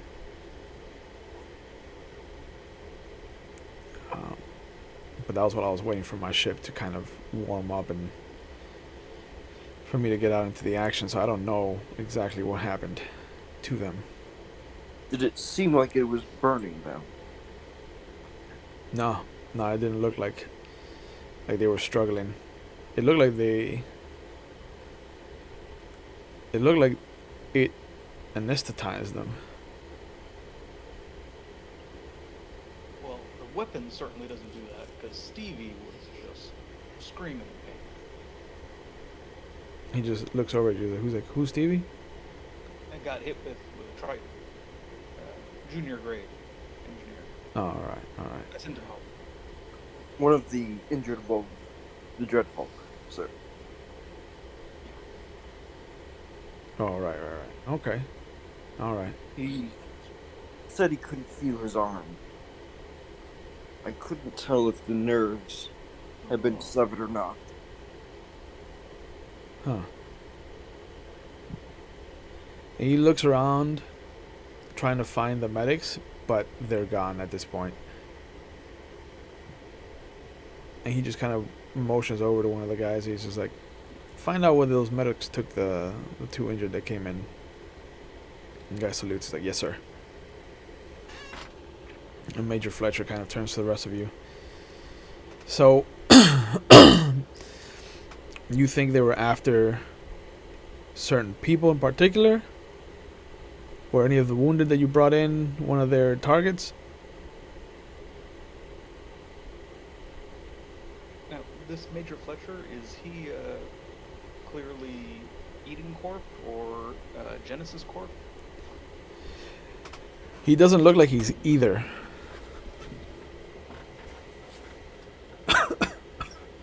Excuse me. He has neither of their symbols on his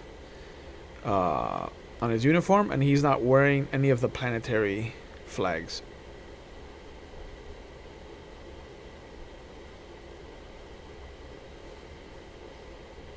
Major, if I may be so bold. Go ahead.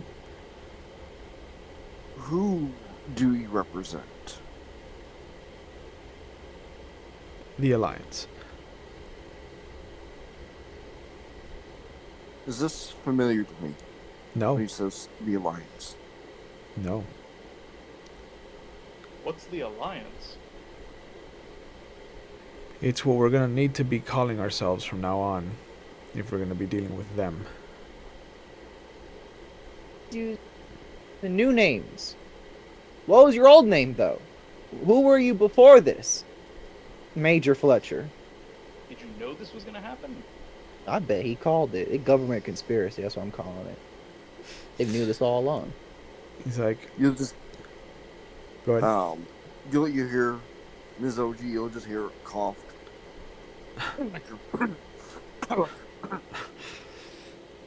And he looks over at the group. Excuse me. He's like, it doesn't matter who we were before. This is a new day. And this is a new humanity.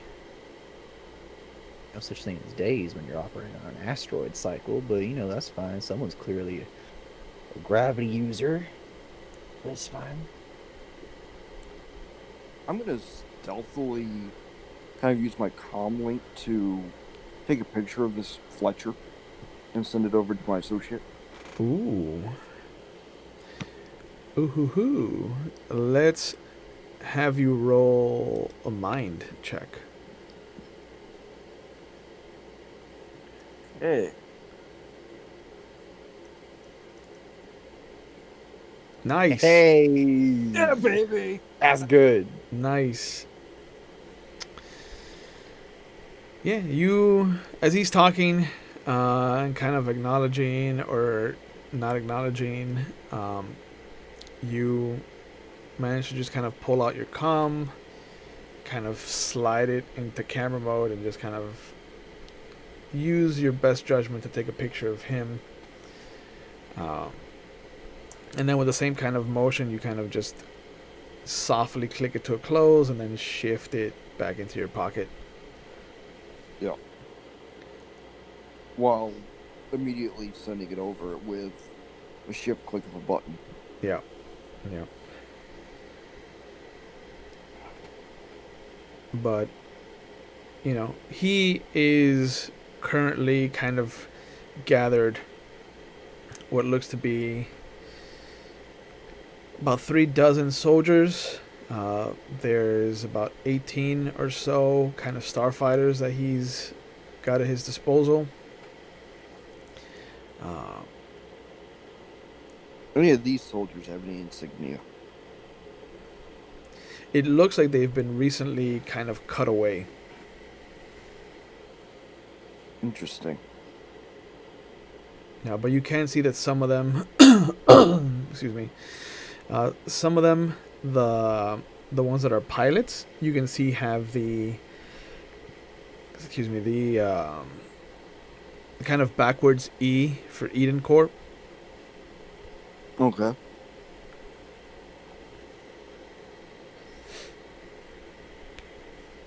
But it's only like the few that can actually pilot. You notice have the Eden Corp insignia. But yeah, you see that he kind of, if nothing else, he has the loyalty of the uniformed men that are there with him. But he also kind of looks out at the group and he's just like, if it's true that they're looking for people, that they have priority targets, we need to figure out why and who their targets are.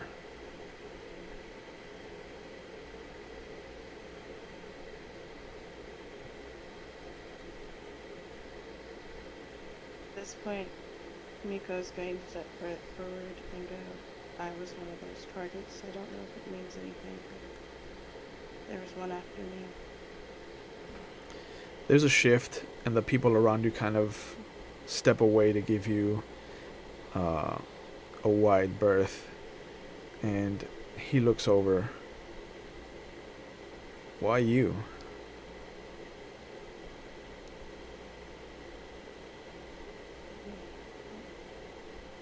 I don't know. Huh. I couldn't tell you.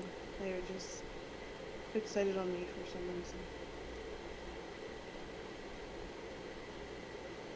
reason. And he motions for one of his soldiers, and he points at you. And you see him kind of step up, and without asking, you see him kind of reach out and grab your your forearm and kind of squeezing. And the major kind of looks over. Are you... Do you secrete a different kind of pheromone? Is it something in your blood? I don't know. I'm telling you, I don't know. Okay, can we?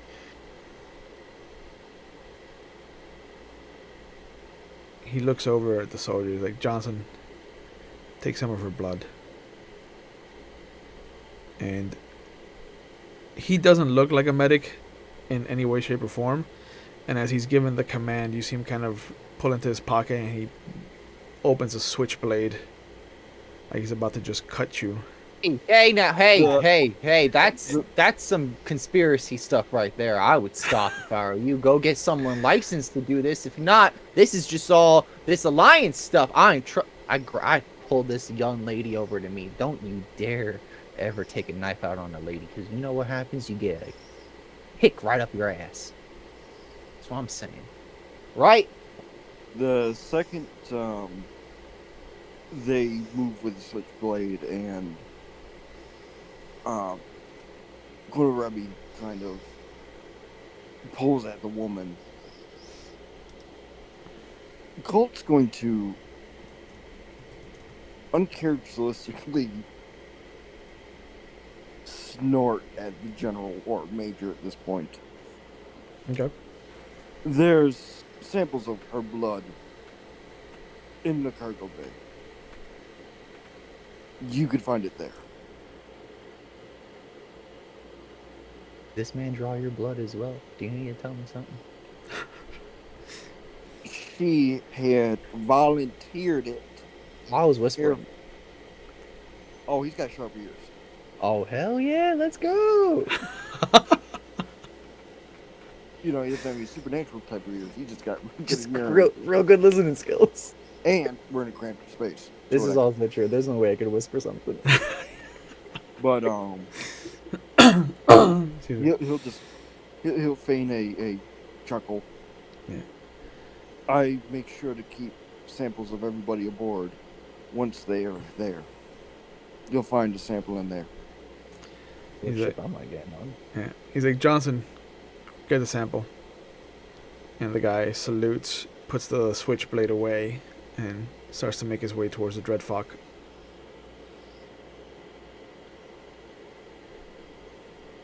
You have no sample.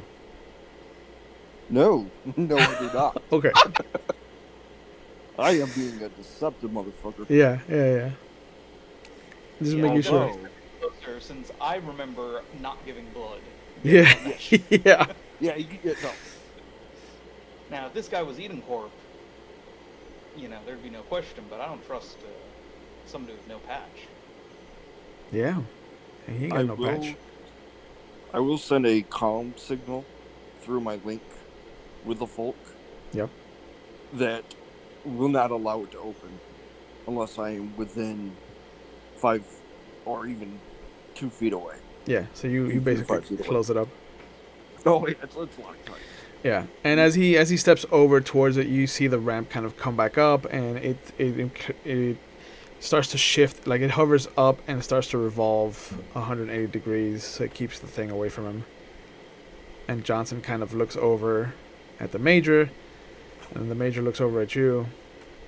Is this a joke to you, cowboy? I'm sorry, sir. It's the AI. It, might be a malfunction. Do you want me to? No, that problem. I got your back. You want to go take a look at it, Miss? Oh, and I remove my mining helmet. Yeah. It's like, oh hi, I'm Kohlrabi Oji Kohlrabi. Oh yeah, we can go take a look together. Describe it what OG looks like to everybody, since now this is the first Okay. time she's. Hell yeah. Yes. So without the helmet of like just confidence, a very sheepish, like timid looking, like very mousy, like structure. However, she does appear to be ripped as shit. I'm Um, down with that. Yeah. She has her high vis vest. With which corporation do I work under? I The didn't have that in my notes. the mining guild. The mining guild is his own corporation. Okay, so it's her with the mining guild's logo over her heart, but it has like, I would say like maybe like 3 stars above it to show rank that she's high up there. Um, and like she has like, it's like short black hair to keep it close, and then just like beside, it's just like very like, once the helmet comes off, like shoulders hunched, she's like, yeah, we can go get it together if you want. Yeah, absolutely. Whatever you need. I need to remember that AI. It's new edition. Oh no, yeah, I completely understand. Yeah, we'll go. Hey, Major Fletcher, we're gonna just go do that. Hey, why don't you come with? I didn't get your name. But I'm Oshikumaru. We can go look over. Yeah, okay.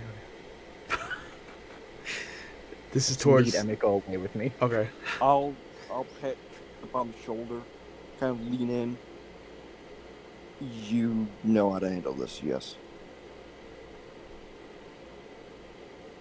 No, I don't know what's happening. No, it's a motion to trip. Oh, okay. Kind of claps on his shoulder. You know how to handle this situation, yes. No. The pointy end goes in the other man, just like Zoro taught me. Yeah. He murmurs softly. Agitate the crowd to your side. You know this isn't right. No. Yeah. Hey, Show them what dock workers are really about.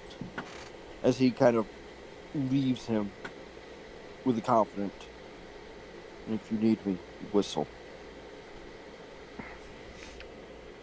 now I didn't put myself in front of a bug to save this girl, just to have her get stabbed by Mr. Stabby McJohnson here.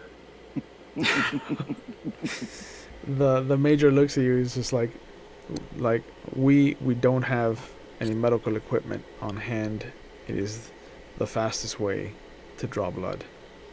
I just saw 2 medics from Eden Corp leave here, not 5 minutes ago. We're not going to get blood analysis done in seconds.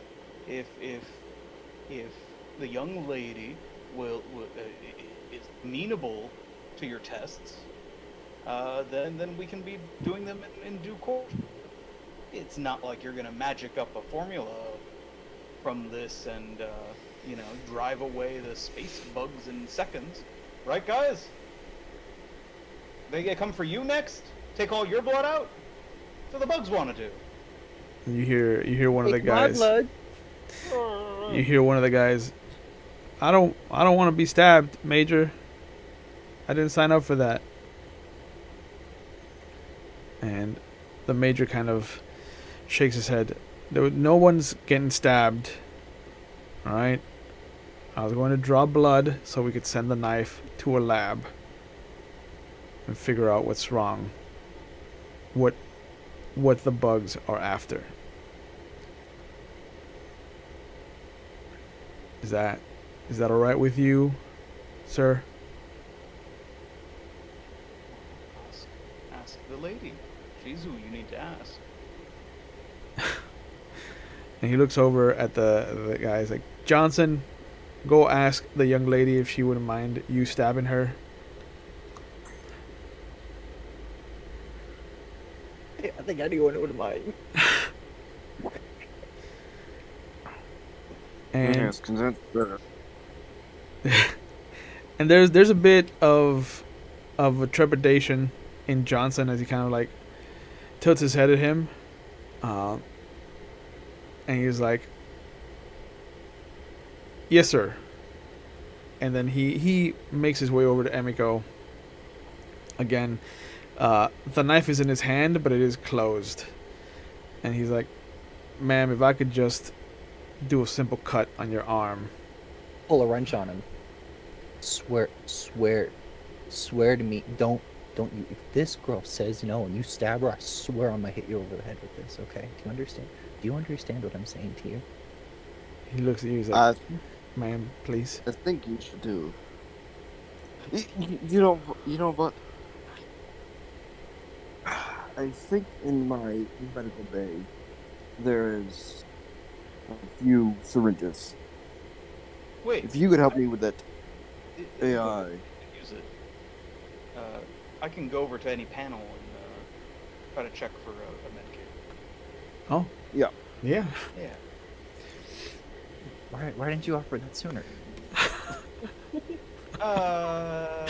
Because Trips I didn't want to give any blood. Oh, I don't want her giving blood either. But we have like, your name's Johnson, yeah? He's like, yeah, Sergeant. What? Okay, Johnson. So Johnson here, he just wants to stab people because he's a rude government man, right, Johnson? He's like, no. I was told. I was like, I'm not gonna. I recall you being told to stab my new friend here. Yes, but ma'am, there are other ways to get blood than by stabbing. Like, Then why didn't you offer that? Like this fair? Excuse me, sir. What is your name? And I look at Trip. Oh, you can just call me Trip. Hi, Trip. Oji Komarebi. Trip here came up with a viable solution. Yet you, a government employee, offered no viable solution except to stab this poor young lady here. Now, I just want to make Ma'am. sure that this is. I know you don't have to ma'am me. Ma'am. You can be civil, Ma'am, but I guess you don't know how. Ma'am, So ma'am, it's fine. No, I we're just gonna wasn't- go take. I wasn't Hey, going why to don't you stab take- anyone. I was- Help! Help! He's trying to stab me too. Okay. Okay. Yeah. Let's have you make a soul check for your complete and utter lying. Hey, that's a 6. Hey, 3 above. Let's go to the chart. All right. Chart says 2 or 3 above the target number, and it's a minor failure. Okay. Hell yeah. Okay. So it's not terrible for you. You start screaming that he's going to stab you, and he immediately kind of steps away, holds his hands up to show that he doesn't have the knife open. And people are just like, oh, she's one of these people. And you see, Hey, Mr. Colt, you want to get that ship open? you see a couple more soldiers start to come this way. How's Emiko handling this? She is still really quiet, and then she'll finally step forward and go, I've caused a very big disruption, and really sorry, and she'll roll up her sleeve and hold out her arm without like any resistance. Okay. Was Trip going to one of the walls to look for a first aid panel? Yeah, I was already moved away when, Yeah. Okay. when OG started screaming. Yeah. By the time that Emiko kind of steps forward and slowly starts to roll up their sleeves, you do open one of the panels, and there is a swath of medical equipment there. Typical kind of first aid kits, there's an EpiPens, things like that. And there's a console there to call emergency services. Excuse me. Okay, so I'll get the kit back to them, Okay. and then try to reach out to my supervisor. Okay. You get patched through to the emergency kind of hub, and the young woman at the other end comes up on the video screen. She's just like, how can I be of service today? What is your emergency? Hi, this is Tim Singh, level 7 engineer, serial number. Well, never mind all that. What's going on? This is looking for Eden Corp reps. We've got some weirdos down here. So they're the Alliance. She starts to type away, and she looks back at the screen. Sir, I'm showing you on the Delta 6, the Delta 5 docking port. Is this correct? Yeah. Yeah, this is Okay. Delta 5, right? I'll look at Okay. I have dispatched some emergency contact servants down to your quarter. They should be there within the next few minutes. Um, if you could direct your emergency to them, they'll be more than happy to oblige in any way, shape, or form. Excellent. What I'd always expect from Eden Corp. Will this conclude our business today, sir? Sure. Thank you so much. Of course. And then it closes out, and you can see that revolving E of the Eden Corp.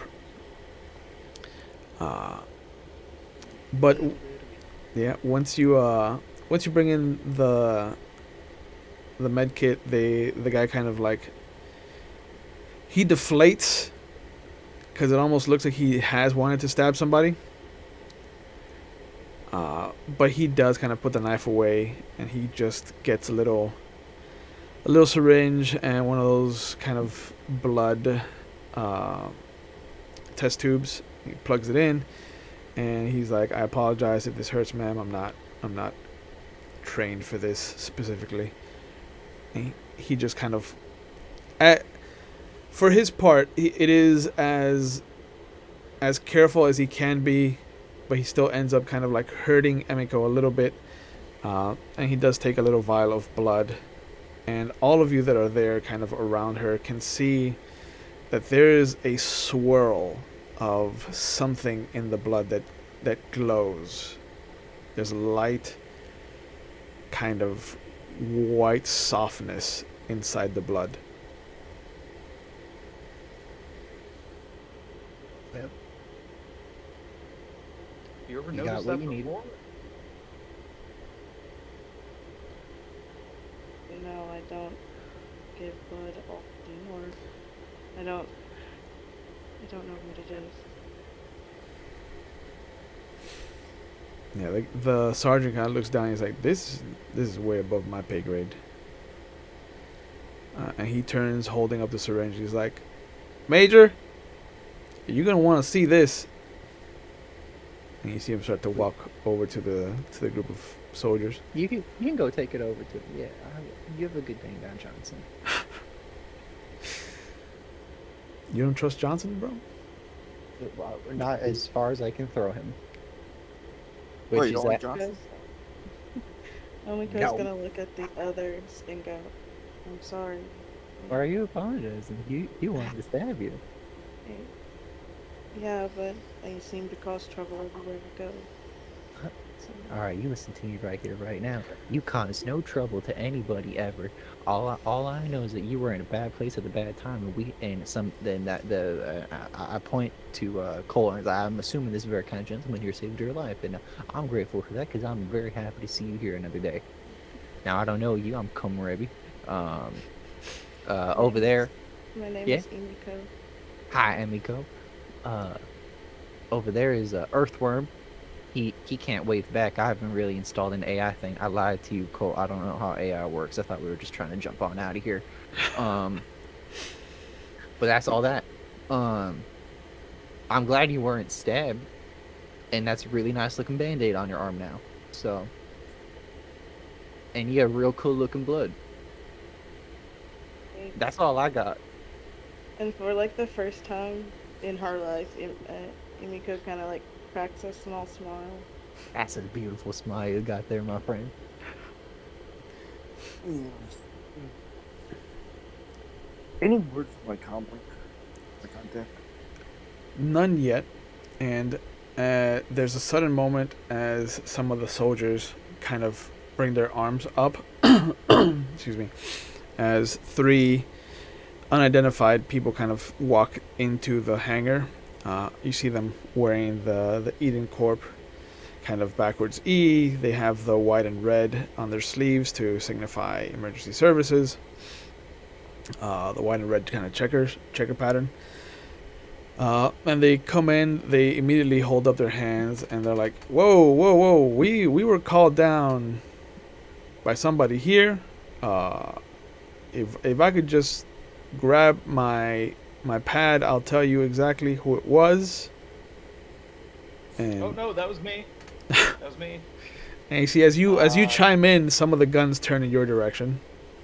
Hey! Why are we pointing guns? This is a this is a closed area. You can get someone killed. Man, I knew you people would always be doing this.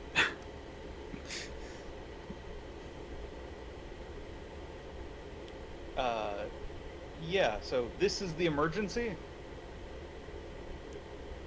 I'll kind of use one of my hands to single out Johnson over there. Okay. He Attack someone. threatened a woman and then, without permission,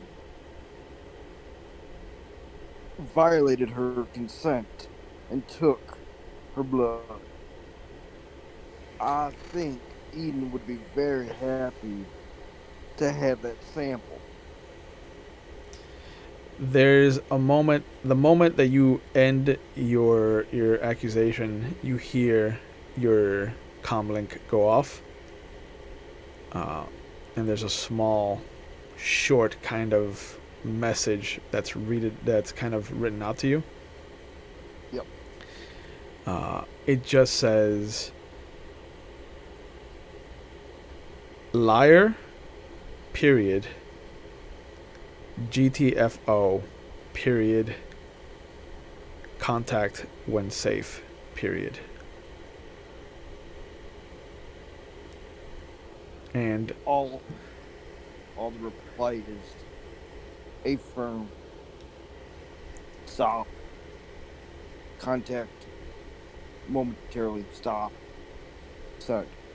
okay. And you see the major kind of look over at the three Eden Corp guys, and he's just like, I don't know exactly what happened or what you were told. And you see that he's kind of broken the needle off of the syringe. He is stuffing it into a pocket, and he's like, but I can assure you, ladies and gentlemen, that anything that's happening here is happening on the up and up, and that all of us, and immediately he just yells out, Are there any potted plants around? no. Oh, okay. He just yells out, cleanse these fools. And some of his soldiers just open fire on the Eden Corp. Immediately, I'm giving the emergency whistle of open up Yeah. to the cargo bay. I'm And running to Earthworm. Okay. So as I see Ms. OG run toward Earthworm, Yep. Earthworm, follow me. We're out. You Helmet's on. I'm jumping. All right. What are Trip We and better follow them. Emiko doing? Following them, but she still feels like this is her fault, so she's kind of following, but like a little bit at a distance. Okay. I mean, you know that the Dreadfok is where you came in, so you know that there are seats there for you. You don't know if the Earthworm has any seats. So do you want to follow the young lady, or do you want to follow the cowboy? I'm gonna follow the cowboy. Okay. Trip? Yeah, I'm gonna pull out the gun that I grabbed earlier, Ooh. and just not even trying to hit anybody. Just Uh, firing but wildly. Firing in the general direction, well, which is probably more dangerous for them. Yeah. Firing in the general directions of the soldiers as I run towards the Dreadfok. Oh. fire across her nose. Oh my god, I rolled 2 1s. Someone's dead. Yeah. Yeah. As you try to protect Emiko, kind of rushing into the Dreadfok, and you see the cowboy kind of rush in before you to get into his piloting seat, you kind of have a Han Solo moment where you put your hand up on the chassis of the ship. You've got one foot on the ramp, and you just extend your hand outward, and you're just like, I'm not aiming to hit anybody, but I've got to provide some cover fire. And and you just kind of pull the trigger and you release 2 bullets, and both of them find purchase in 2 different soldiers.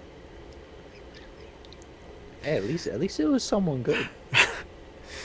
And you just see 2 nameless soldiers who had opened fire on the Eden Corporation employees that you had summoned down here to help. They just kind of twirl in place as they kind of, one takes a hit right below where the neck and shoulder join, and the other one gets hit, like, I want to say right where the hip meets the spine. And you just hear them crying out in pain, and they start to open fire. Like, they hold down the fire, the triggers, as they, and their bullets kind of spray the top of this docking bay. Everybody at that point starts to scatter. There's a couple of cowboys that kind of rush over to their mechs. One of the drilling enclave guys looks over at you. Is like, what are we doing? This isn't covered.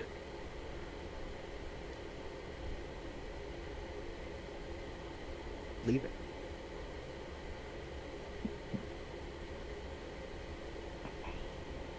And he looks over at the other guys like, we're staying.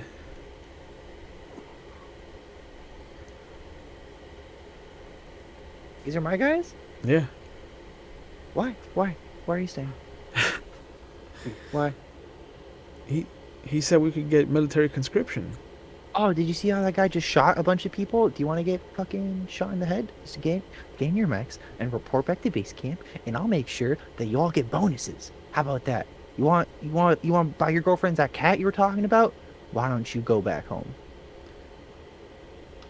He's like, but military conscription lets you live planet side.